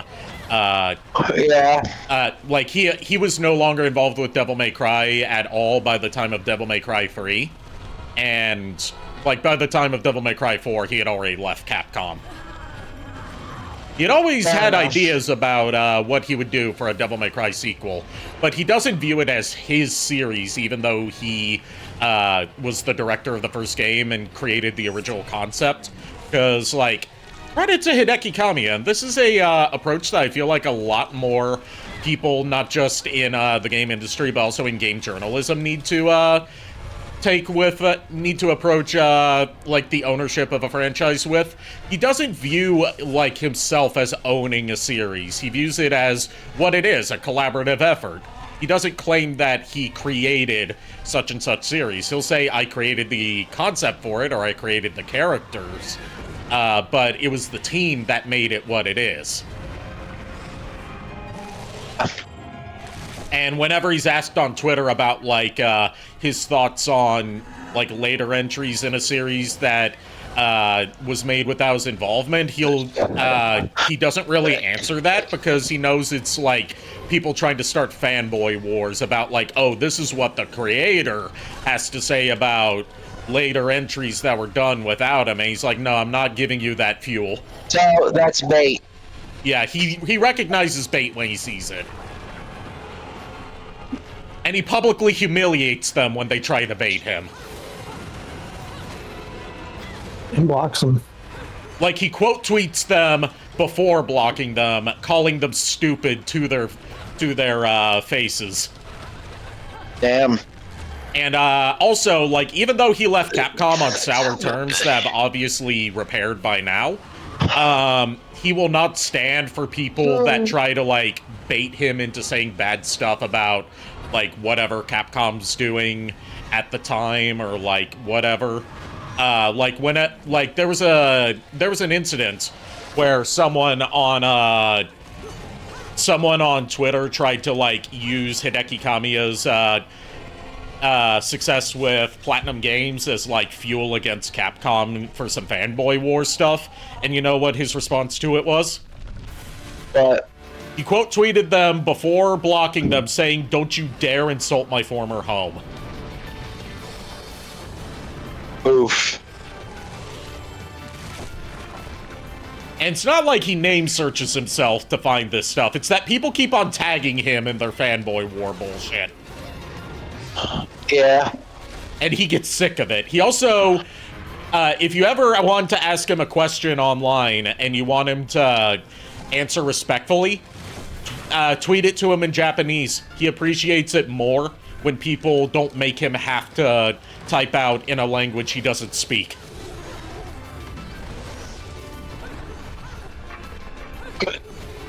Like, he's shown, like, he's kind of known for being, like, hot-tempered and all this stuff online, but he can be very, surprisingly friendly. If you just, like, go out of your way to show him some respect and not try to bait him into saying something to be clipped. Yeah. But, like, he's aware of his reputation for, like, blocking people for very petty reasons and announcing that he's blocking them before he blocks them. And you want to know what that ultimately culminated in? What? Platinum Games a few years ago did a Kickstarter to fund the development and publishing of a multi-console port of their Wii U game, The Wonderful 101.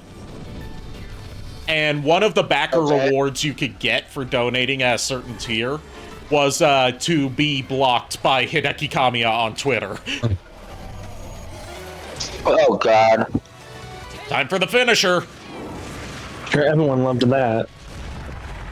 Yeah, they sold out of the amount of slots they allowed. Wow. She summoned a new demon. It's a giant centipede. Ew. Lovely. Which itself is a reference to an enemy from Devil May Cry 3 called the Gigapede. I remember that. I still remember the demon centipede that Luru's that Vixie found in the ghost ship, and then she panicked. It was as the Lumen Sage foretold. Your power is indeed magnificent. The Lumen Sage. Long have two eyes, one light and one dark. Watched over the world and its history.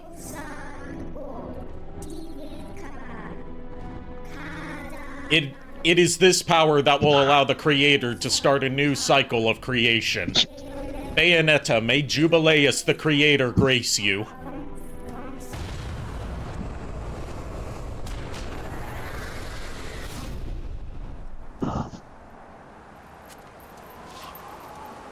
Now, where are my new best friends? I suppose one of them is an adult, so they should be okay.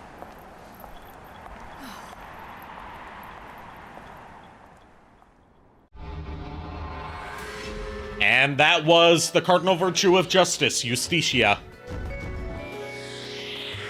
Pretty simple. It's more of a breather boss after some pretty difficult sections before it.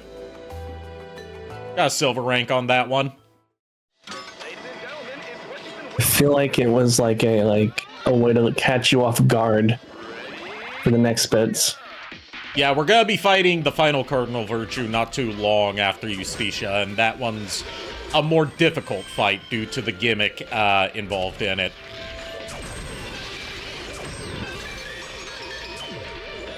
So we're almost done with Bayonetta. Well, there's still some sections to go after this. It starts getting harder from this point onward, but like, the Cardinal Virtues are not our main villains, but they're more like, you know, bosses of each section of the game. Chapter 12, The Broken Sky. I mean, could they be taken as like the, what are they called? Frickin'... My brain keeps singing Mega Man. Robot Masters? Yeah, kind of idea. I mean... It's a big boss. I mean, kinda. It's very Capcom in its design, right down to, like, in the lead-up to the final boss fight, having a mini rematch against all of them, which is something that Capcom games like to do. Started with Mega Man and is carried over into other series, too, like Okami and Devil May Cry. Mm-hmm. I mean, Hideki Kami, a former Capcom developer, and now working with Capcom again on Okami 2, so... He carried over a lot of that design philosophy into Bayonetta. You know, why try to reinvent the wheel when you can just take what already worked and put your own spin on it? Exactly. Yeah.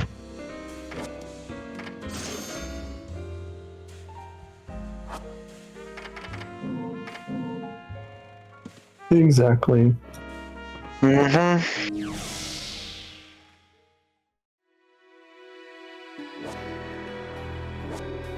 Alright, let's save. We're not ending just yet, but definitely saving so I don't have to replay a lot of that. Okay. Yeah, good idea. This is regarded as one of the harder levels in the game, if I remember correctly. Excuse me, sir. May I have my glasses back? Huh? Oh, yeah. Here you go. Cereza, how did you get such magical glasses? The glasses aren't magic, silly. I can see the monsters without them. Monsters? Not quite. So, has Bayonetta, I mean your mom, been fighting these big bad monsters for a long time? Mummy is a witch, and witches protect people and are very strong. When I grow up, I'll be strong too, and I'll protect my mummy. He's got the posing down, Pat. Do what? Oh, forget it. No point in arguing with a little kid. I'll manage on my own. I'm sure you will. Mummy! Shit. You never cease to amuse me, Cheshire. I suppose that's your next target?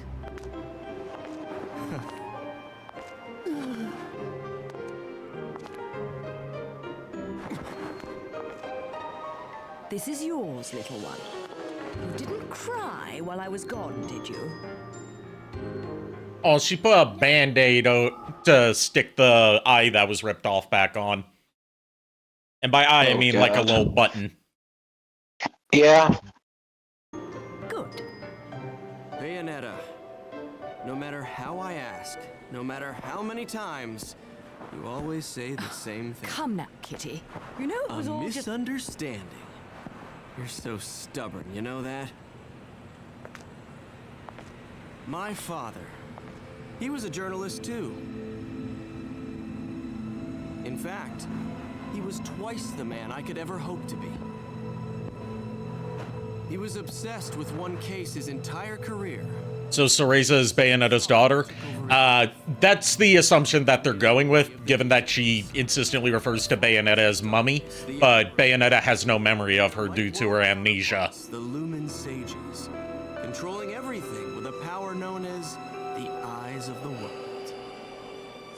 Then, the Light and Dark clans suddenly disappeared from their medieval home in Europe.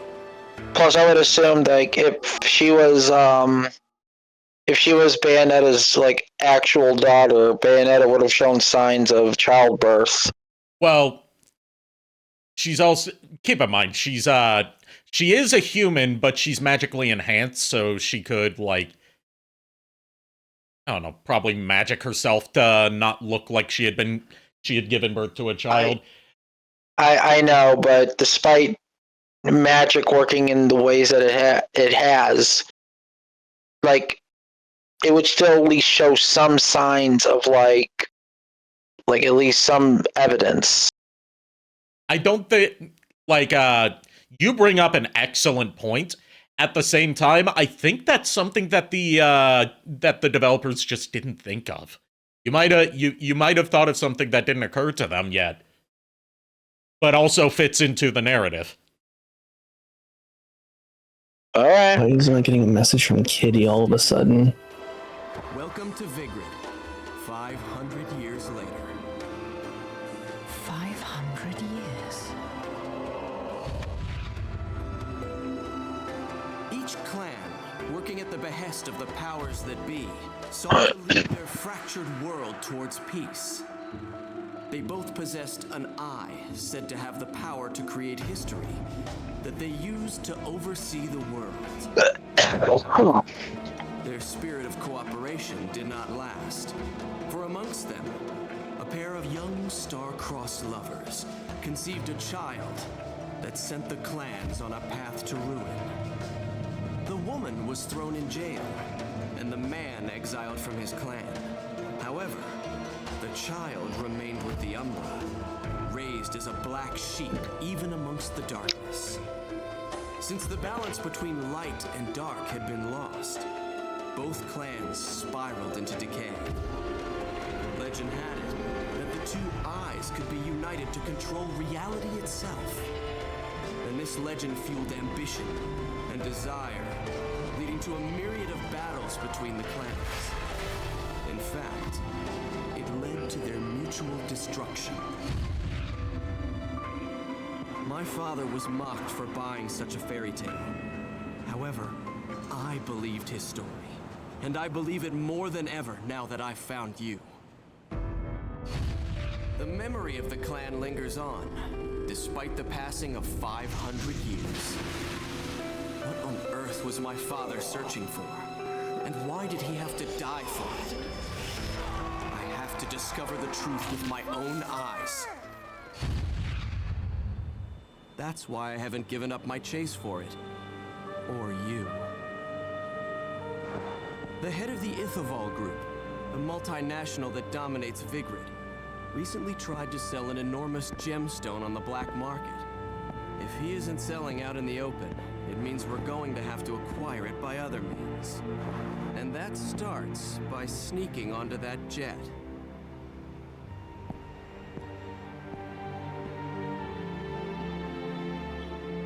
And here we just get Cereza being adorable, trying to copy Bayonetta's poses.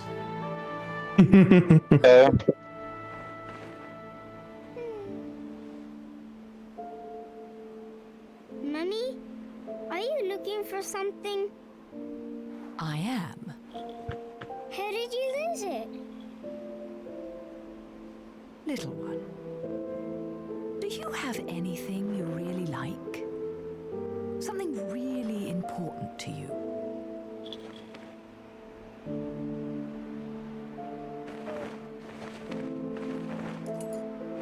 Yes, this. I love it. It's one of those compacts that the Umbra Witches wear on their chests.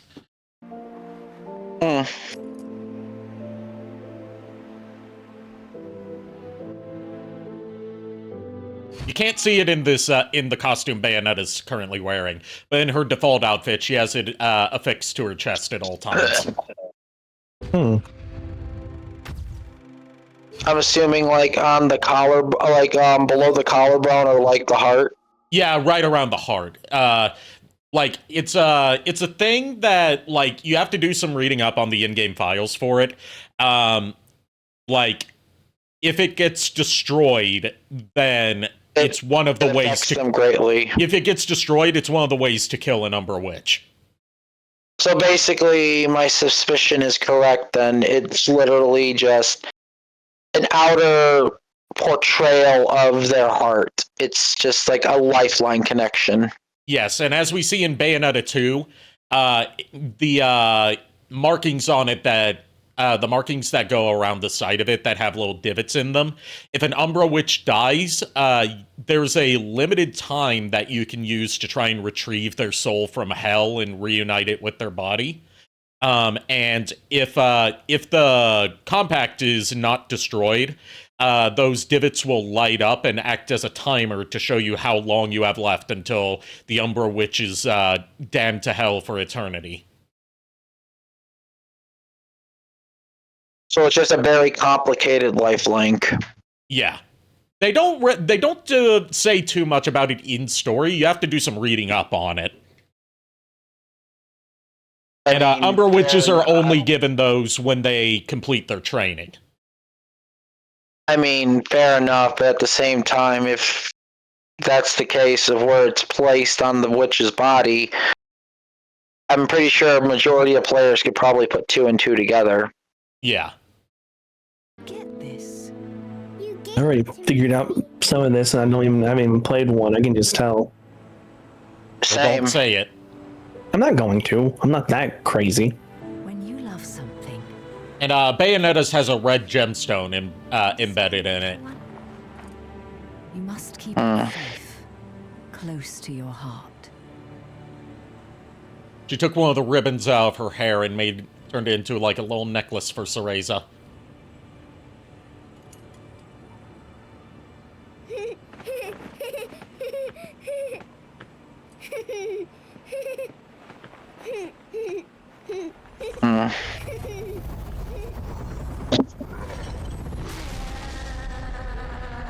And there's our next Cardinal Virtue. That was quick.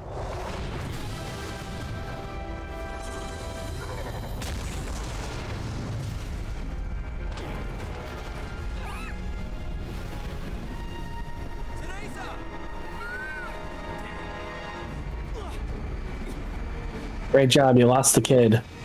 The next stage is going to be taking place on a cargo plane.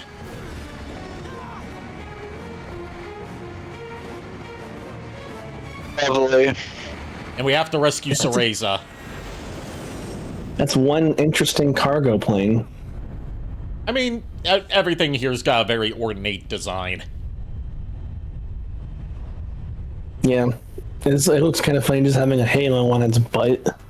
Well, yeah, this is supposed to be like this is basically like, the Bayonetta movie, Bloody Fate, refers to, the religion that the Lumen Sages founded that worships Jubileus the Creator as the Ragnar people. And if we are to take that as canon, I believe, like, the game refers to it as the Laguna religion. It basically different names for it. This is basically their equivalent of the Vatican City. Gotcha. So everything here, this is their holy. This is like the heart of their church. It's basically the heart and anchor that ties most of the church together in a sense. Yes, and that's why everything here is so ornately designed, and everyone dresses in religious garb. Also, the hinted of the Cardinal Virtues are just a dead giveaway at that point. Yeah. This was in development around the time that Devil May Cry 4 was doing its press rounds. Yeah. And Hideki Kamiya has said that Devil May Cry 4's very, its setting of a very, like, Vatican-inspired environment, what helped steer the art direction for the first Bayonetta in terms of where it was going to take place. Because Devil May Cry 4 also focuses on a religious group that has, like, a lot of, you know, very Catholic-inspired design, but going in a different direction with its mythology, in that Devil May Cry 4, if you may remember from the parts we played, is centered on a religious group that worships Dante's father Sparta as their god.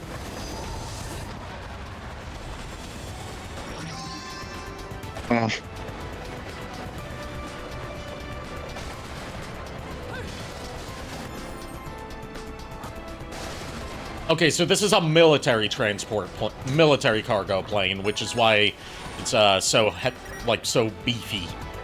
And I should point out, when you hear those roars and stuff throughout this stage, Nico, Jeanne is attacking us with her Wicked Weaves throughout the stage. Oh. Like, trying to get us from the outside of the plane. Okay. And now the cargo is being ejected, and we have to jump across the containers to make it back onto the plane. And I got hit by one of the containers and fell, but it didn't kill me. And actually, it got you back up there quicker. Yeah, it got me back up here quicker. At least it was kind enough to not insta-kill you. Yeah, one of the rare instances where it's kind. Speedrun tech. Just let yourself fall off, and all the containers will be gone by the time you spawn back. Yeah, unless you're going for... Look, by all intents and purposes, the way the game has been treating you so far, that should have insta-killed you, but it decided not to at that point, which is... Yeah, hits tend not to be insta-kills in Bayonetta. They just take a chunk off your life bar. I was just saying not going off of hits. I was just saying, like, you're hopping from crate to crate in midair. Realistically, by the game's design, if you got hit, there'd be no fucking way for you to recover. Yeah. Like, it's a rare moment of mercy in this game. Pretty much. I'm like, I know you have a health bar, but by the game's rules and logic, you should have, like, plummeted to your death. Yeah, I have a health bar, but then again, there have been so many things that just kill you in one hit regardless of your health. Yeah.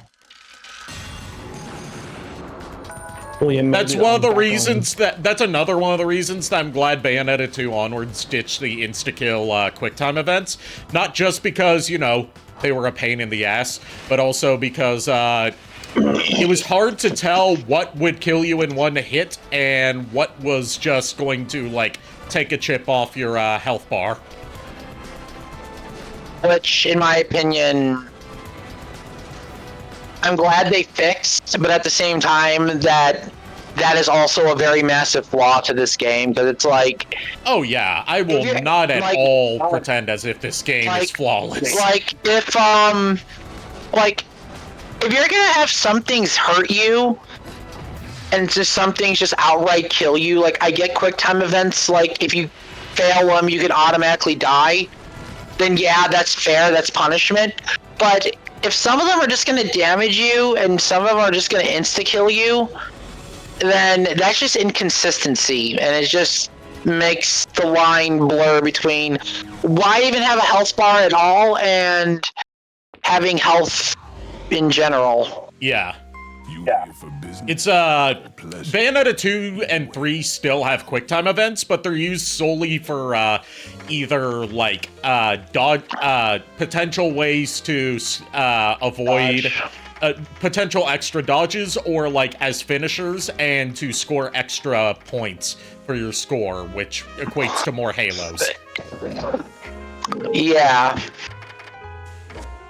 And that's how they keep it that way from 2 onward, and that's the way it should have been from the beginning. Yeah, because no offense, I get at the time quick time events were like in a lot of video games. Yeah. But a majority of those quick time events were either insta kills or minor damages. This here just basically did it all randomly from what I've experienced so far through what you've been doing. Yeah. It's like God of War popularized QuickTime events as like a way to make stuff that would normally just be cutscene finishers somewhat interactive. But even God of War at its most bullshit, which is just to say God of War 1, doesn't have insta-kill QuickTime event failures. It's just if you fail them, then you have to start them over. Yeah, or Lords of Shadow had some QuickTime events. Yeah.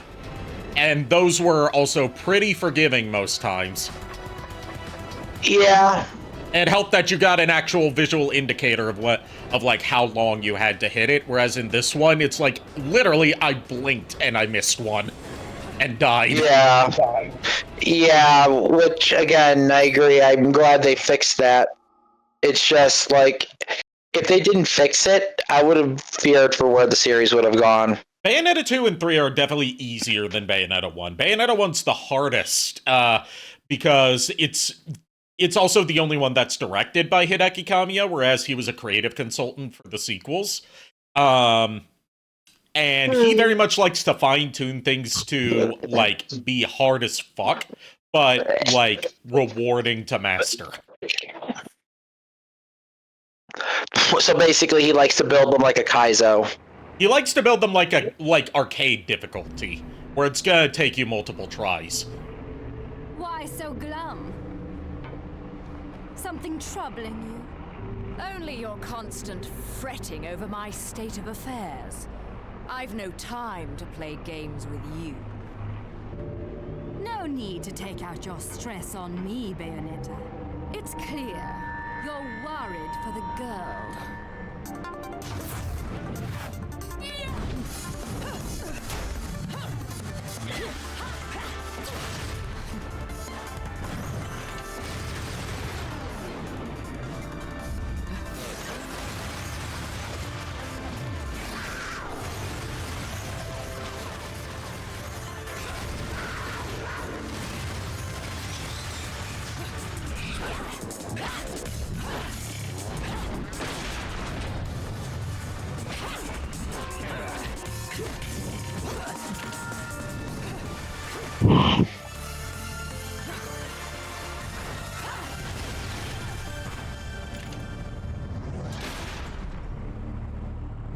Tell me where she is, now. My, aren't we attached to our precious little one? Do you like it when she calls you Mummy? You're absolutely delusional. If I leave her, he'll never shut up about it. It's not like I like her, baka! And his meaning is twice as irritating as anything a child could muster. You've quite the tongue when it comes to curling round the truth. And what about you? What are you hiding?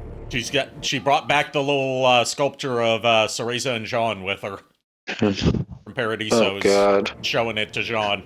I'm wrong, but I think these might mean something to you. I've no need for worthless junk.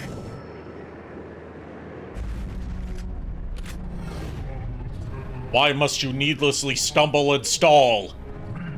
Have you forgotten the task with which you have been charged? Let me guess. Cereza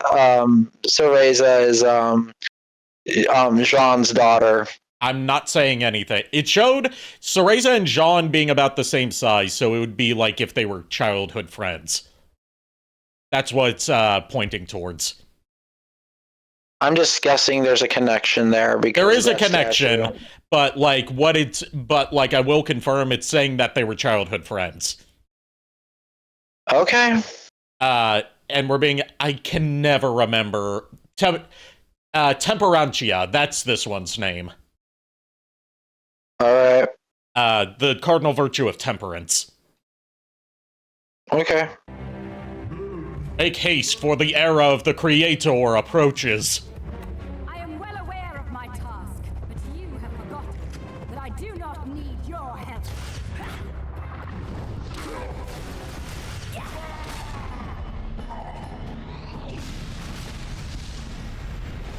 He accidentally fired a fireball and shot down the plane. Little friend is gone forever.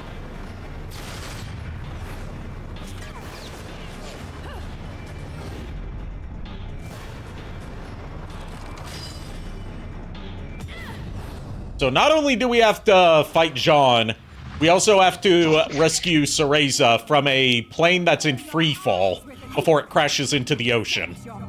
So fighting a boss, a mini boss, as well as saving the child in a time limit. The time limit doesn't kick in until a certain point in the stage, thankfully. It doesn't time you during the boss fight. Okay. Oh yeah, and that man's voice showed up again. The one that's been talking to her in her head throughout her, occasionally throughout her stay in Vigrid. Okay. The one that's like, I am always watching over you, my dear sweet child. Let me guess. It's the thing that they're saying is coming back. I'm not saying one way or the other. Well, that's my guess. But that's a good guess, I will say.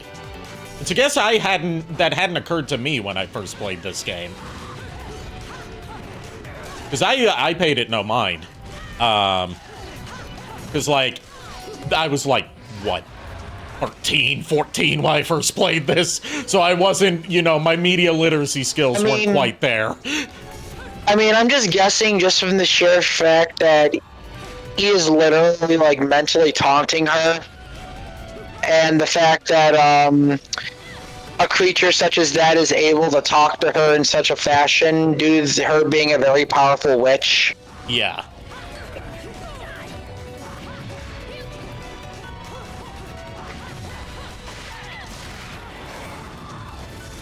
Like I said, I'm just throwing my guesses out. Yeah. Obviously, I can't confirm too many guesses, but I like the way you're thinking about this. It's ways that that never occurred to me when I had first played this game.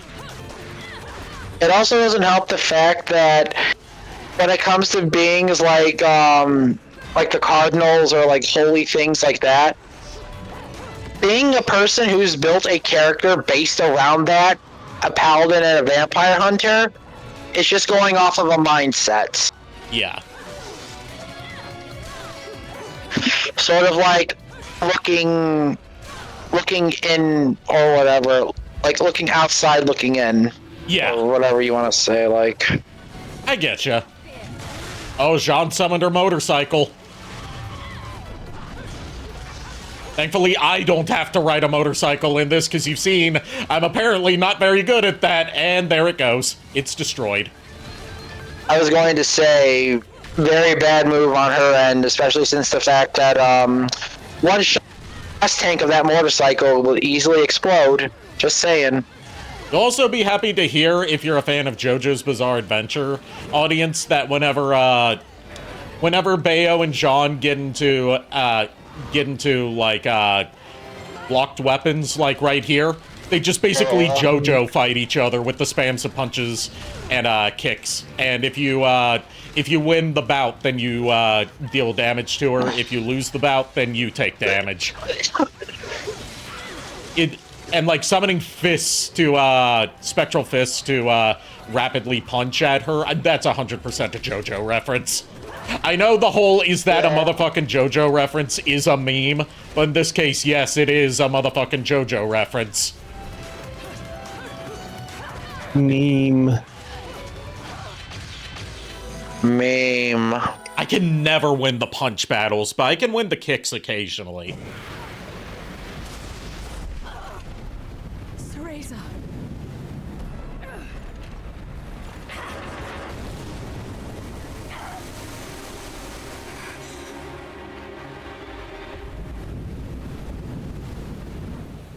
Not yet. She isn't ready.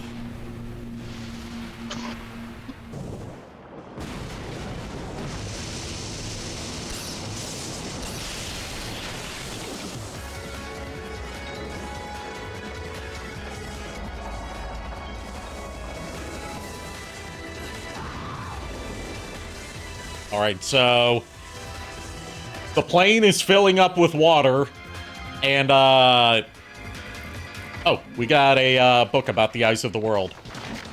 Several hundred years ago, the now vanished clans of the Umbra Witches and Lumen Sages stood as overseers of time immemorial, thriving from their remote European base known as Vigrid. However, their reign quickly came to a close via a violent war that ended in their mutual destruction. Their war, lasting for 100 years, saw the witches and their campaign of assassination push them to the brink of victory. Yet the people's fear of these powerful women spawned the witch hunts, and eventually both clans vanished into the ether. Long serving the powers that be, it is said that the clans did not use their power to interfere with history, but rather to protect its passage. We are told that they carried out these duties via the use of their treasured eyes of the world. Yet what this statement means is anyone's guess. What's very clear is that the clan's very existence was closely linked to historical change, so much so that even kings and emperors feared the clan's power. There were two eyes of the world, one each controlled by the witches and the sages, which when used together were able to carry out their stated task of overseeing. To prevent the power of these eyes from being used for nefarious purposes, they were equally... Oh, I hit the wrong button. Let me scroll back down. Okay. God damn it, quit scrolling to the next one! I should use the D-pad, I guess. Yeah, why aren't you using the D-pad? Because I'm used to using the analog stick. To prevent the power of these eyes from being used for nefarious purposes, they were equally split, and the clans prohibited from interrelations in an effort to maintain the balance of power that existed between them. The irony is that the grand war that led to the clan's destruction was sparked by these very treasures. After their downfall, the Eyes of the World suddenly disappeared. Information about them is extremely limited. What sort of item were the eyes? What shape did they take? All this remains unknown. The black markets recently saw a large gemstone come onto the market bearing the name of the Eyes of the World. Although it may be a different item under the same name, or even a mafia scam meant to gauge market reaction. There is no proof that the ancient treasure was actually a gem, but there is a reliable, albeit troubling, information regarding the treasure and the CEO of the Ithavoll group. It is said that he is in search of some unknown item for his development project in next-generation energy, but whether it has any relation to this matter requires further research. But yes, the plane is filling with water and coming into contact with the power cables, causing it to become electrified water. I was going to say the whole witch hunts thing, like, I might be thinking of a different witch hunt than that. The witch hunts were like a specific historical event in Bayonetta's lore. Not everything is necessarily tied to real-life history. Well, no, I'm saying Castlevania has a different census on the witch hunt. Oh, okay.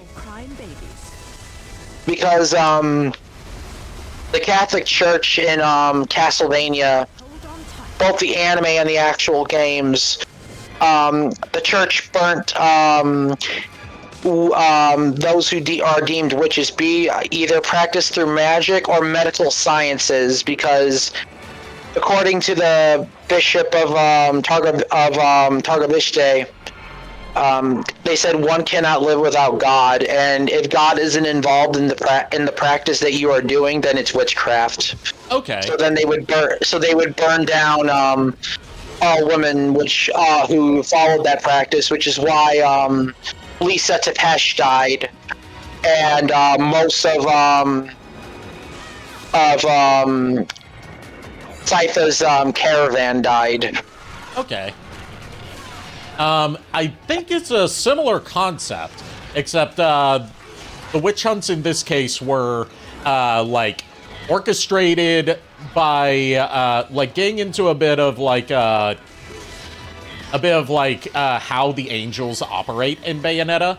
They were orchestrated by humans, and the Lumen Sages pushed through through like some machinations done by the angels, so they could try and wipe the Umbra Witches out of existence and claim the Eye of the World that they held for themselves to resurrect Jubileus, the creator. So it was like the angels manipulated the Lumen Sages and humanity in order to advance their own means. Okay. And, like, the only witches that exist, as far as we know, that exist in Bayonetta lore are the Umbra witches, specifically. So basically, it's following the same concept in lore as Helsing follows. It's basically just a higher power manipulating a lower power into doing this. Yes. The angels and the demons both equally do this. Neither side are necessarily looking out for the good of humanity. They're using humanity as tools to advance their own agendas. So, like, Bayonetta was actually a little bit controversial about, like, people thinking that, like, oh, since she uses demons as her power and angels are the enemies, that must mean that it's trying to push Satanism. But it's like, no, the demons are still categorically bad. It's just, it's light is not good and dark is not evil. They're both bad.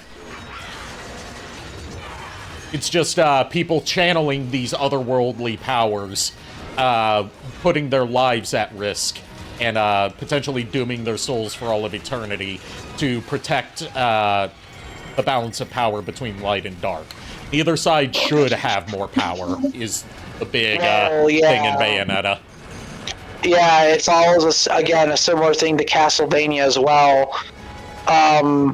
Light cannot, holy power cannot overpower darkness, and darkness cannot overpower light. There's always a constant struggle.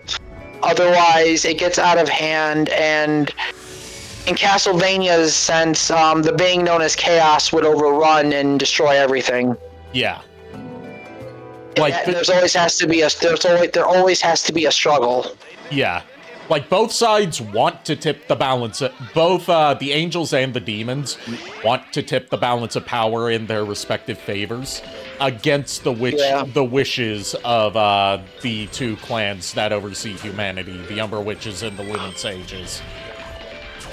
Yeah, and if one overtakes the other, then it doesn't matter what happens. The end of the world happens no matter what.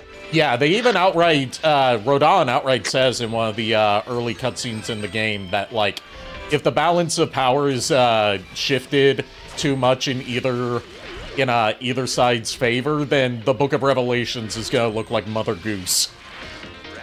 Yeah, which is why throughout all history, including gaming history, good and evil are always going to be at ends with each other. Nothing is always going to be at peace, and nothing is always going to be in all discord. Yeah. Alright, time for our fight with Temperantia.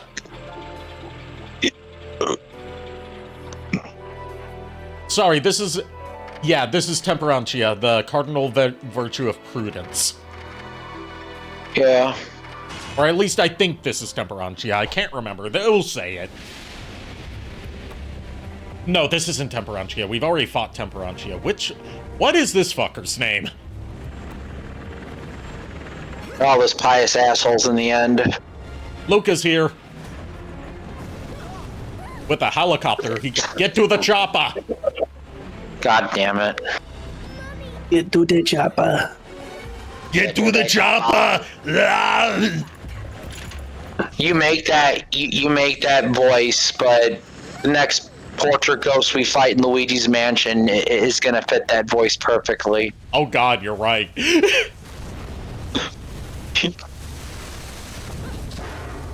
Now I remember this guy's name. It's Sapientia. Okay. The woman fled so swiftly. I am reminded why we have come to rely upon the unreliable nature of humanity. Yeah, Sapientia. There's a big problem with what he just said. A valuable lesson, missed, what he said because it went by too fast. I have come to evaluate you and determine whether you are worthy of your role in the resurrection of the creator Jubileus. And she just threw a pole in its mouth to, like keep its mouth pried open so it can't talk to her anymore. She doesn't like their whole. She's like, shut the fuck up. I have had a day. I was just also. Can I just say something? Yeah. He made one foolish remark about humanity. Humanity may not be reliable, but here's the thing: humanity is willing to learn, and above both angels and demons, they're the ones that actually can walk between both worlds, regardless. I would also say, like, yes, humanity can be unreliable, but they are also unpredictable. Yeah, which is why it's something called free will. Yeah. I just realized something. Yeah? What'd you realize? That thing looks like an Avalug. I don't know what that is. I know what he's talking about. It's a giant glacier Pokemon. Oh my god. It looks like a table. Okay. With a base like that. God damn it. Miles, now I'm picturing this thing as an Avalug. Oh my god. And Miles, there are parts in this fight where you're going to want to close your eyes, and I will let you know when they happen. Because the demon that she summons for the finishers in this is a spider. Oh shit. Okay. Please prepare me. Okay. You speak of our boss? The resurrection 500 years ago fell victim to his human ineptitude, and we were unable to revive the Creator. However, I must thank the sage for his witch hunts. His impetus eradicated a vile clan from this earth. The witch hunts. Thanks to his efforts, this town has become a source of strength. And we've gained a foothold strong enough to orchestrate the Creator's resurrection. All that remains is awakening the left eye. Went by too fast. Then the new era of creation shall arrive. Yeah, this thing looks like an Avalug with a tail. Something new world order. Something you are all sinners. Something I'ma kill you now. And we have to fight it on the ocean while surfing on a piece of debris.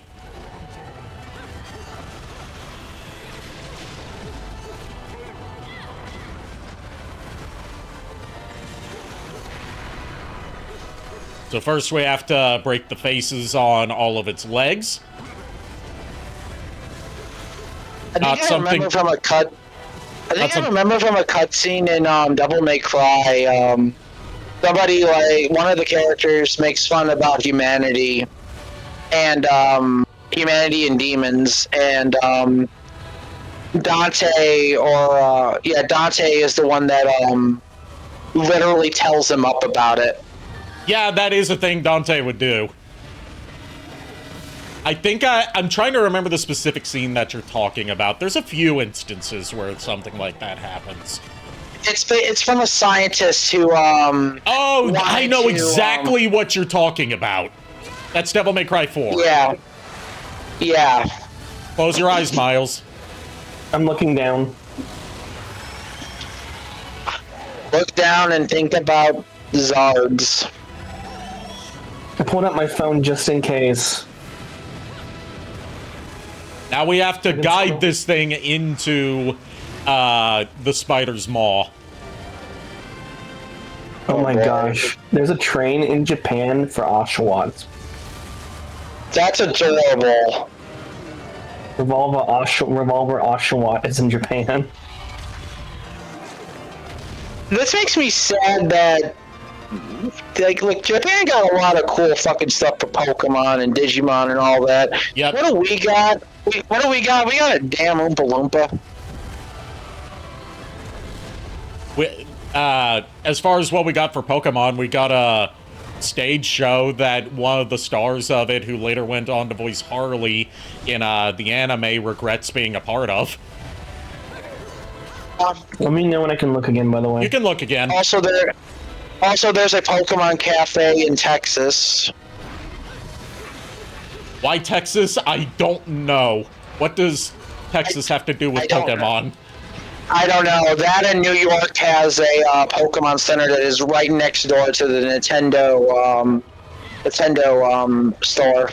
Okay, yeah, that's right. One of the places I need to check out if I ever get to go to New York. Yeah, same. Me and Lily are like either Japan or there. We're gonna pretty much be spending thousands of dollars there because Pokemon plushes. It's kind of our addiction. I'm sad though because Close your eyes. The Nintendo store was originally a Pokemon Center.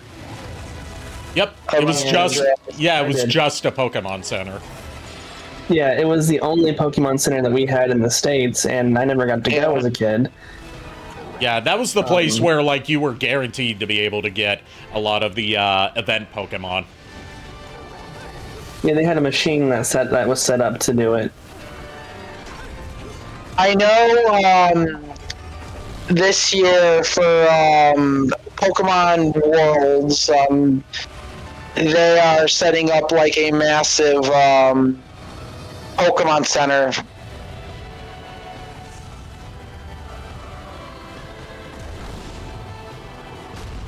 I'm sad because, like, back when I had Vision, and when they were doing, like, the professional leagues for the Pokemon Unite tournament, I literally felt like I had the skill with me and my old group to be able to play in that because of how good we did in matches, and I never got a chance to do it. I'm like, shit.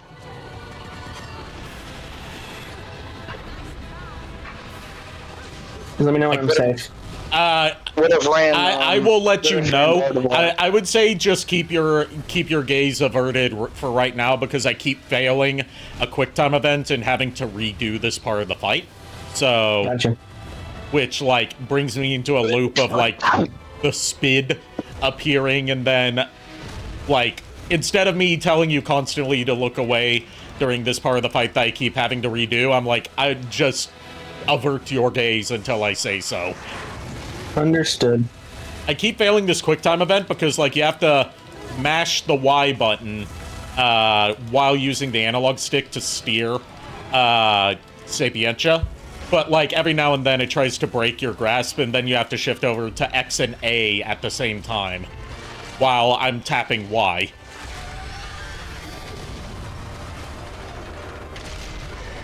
So there go its wings.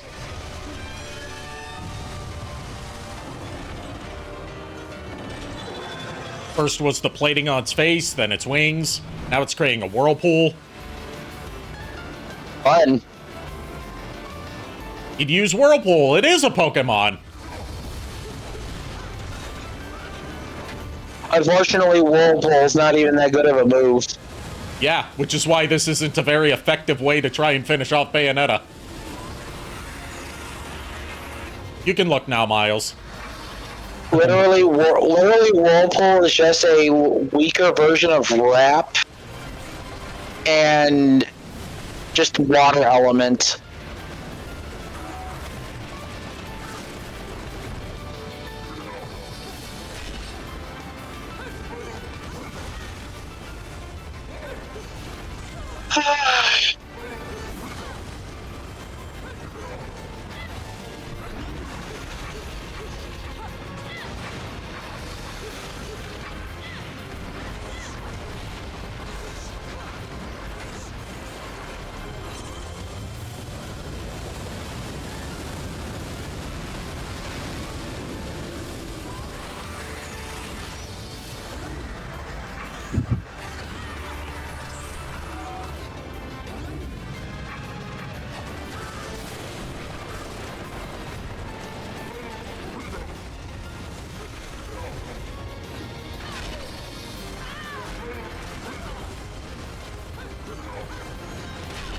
It keeps using Bite.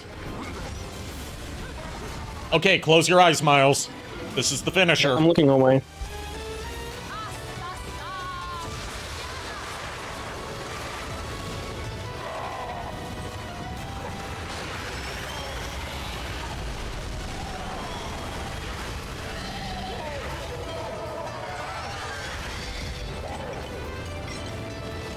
Thank God. Thank Jubileus, this web broke my fall. Oh, what are these?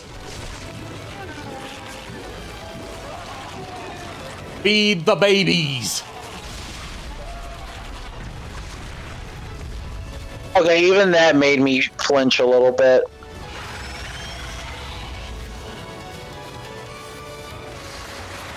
It's gone. I'm good. Is the spid gone? The spit is gone. I have no idea why you would want this stone. It would look Okay, so I'm good then. Okay. Yeah. much too flashy. Stone? You think this is all about some worthless rock?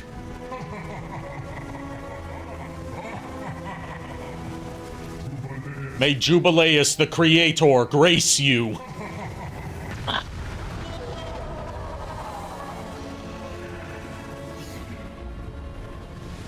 Jubileus this, Jubileus this. If Jubileus wanted to kill me, I might kill her. He should have. He came here to do it himself. Welcome aboard, Cheshire. Oh, fucking hell! I told Oh, fucking hell. Shouldn't you be, flying this thing? I'm a bit occupied at the moment.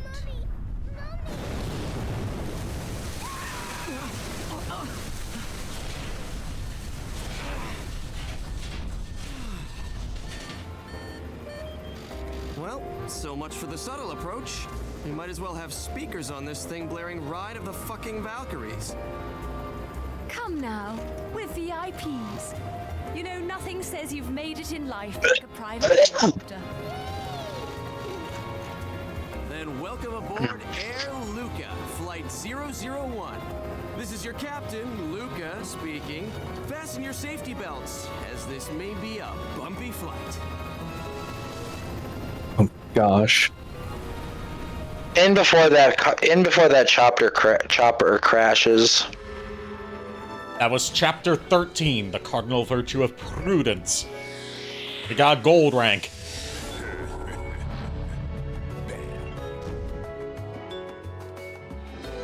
Right there. Ladies and gentlemen, it's what you've been waiting for. Angel attack!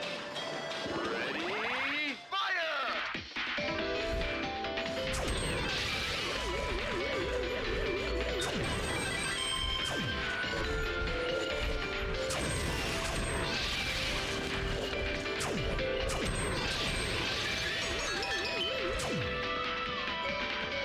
And didn't do too good on that angel attack, but I'll at least get some halos out of it. Fair enough.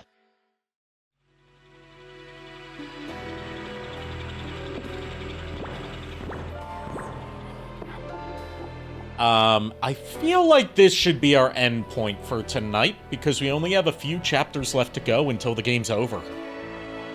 So we should be able to finish this up in one more stream after I visit the Gates of Hell to pick up some stuff. Okay. Want to make a deal with the devil? Relax. I'm just fucking with you.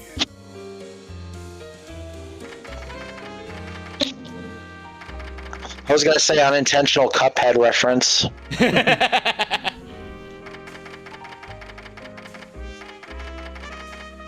So we're never seeing the spider again, right? Not in this game, no, I don't believe. Okay, good. No, you are spid free, don't worry. Plus, if there are any spids left, the Gardevoirs will protect you.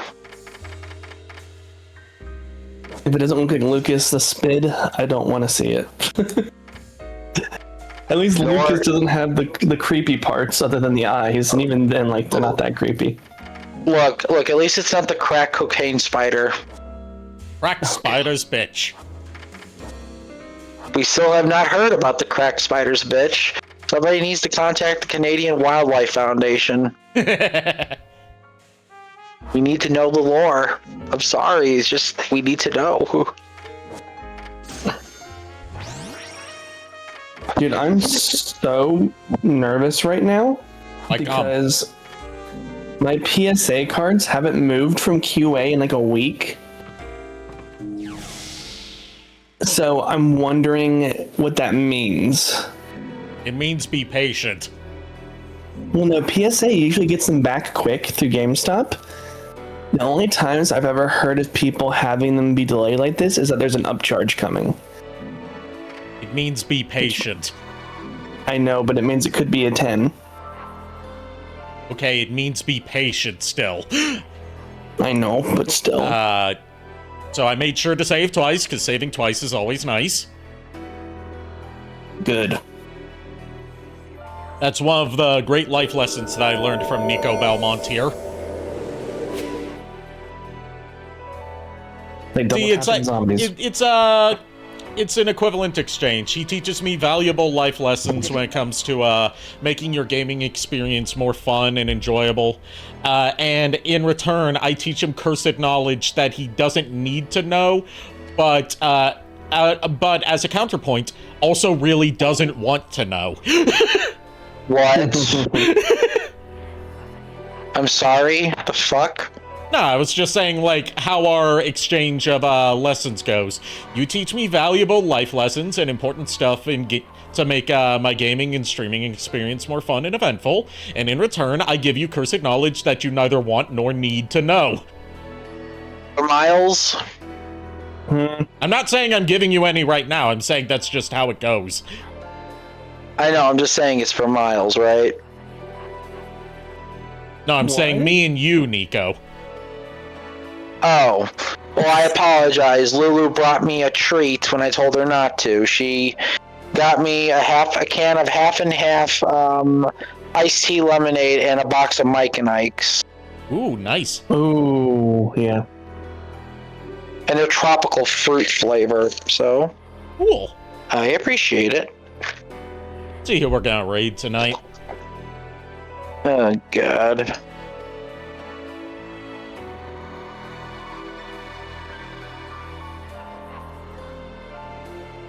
But no, it just seems like Konami and Capcom both have the same idea on the holiest creatures.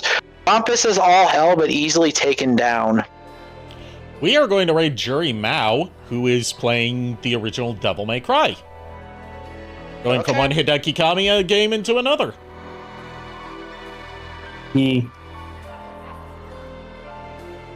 Also, thank you guys for spending the stream with Mint as well. Mint had a great time enjoying some Bayonetta.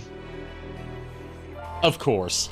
Thank you everyone for tuning in. Thank you to my co-hosts for putting up with my bullshit tonight. I'll see you guys on Friday with I can't remember what it is. Fuck it. You said I can't. Pragmata Friday and Saturday. Yes. Thanks for reminding me. Dad Simulator 2026, as it's also known. Go give Jury my warmest welcomes. Our raid message is going to be flock off, Featherface. Okay. Actually, no, it's going to be let's rock, baby. Because I feel like she's at a point where she would get that. Until then, unpleasant dreams. Have a good night, everybody. Praise Zards. Good night, everybody.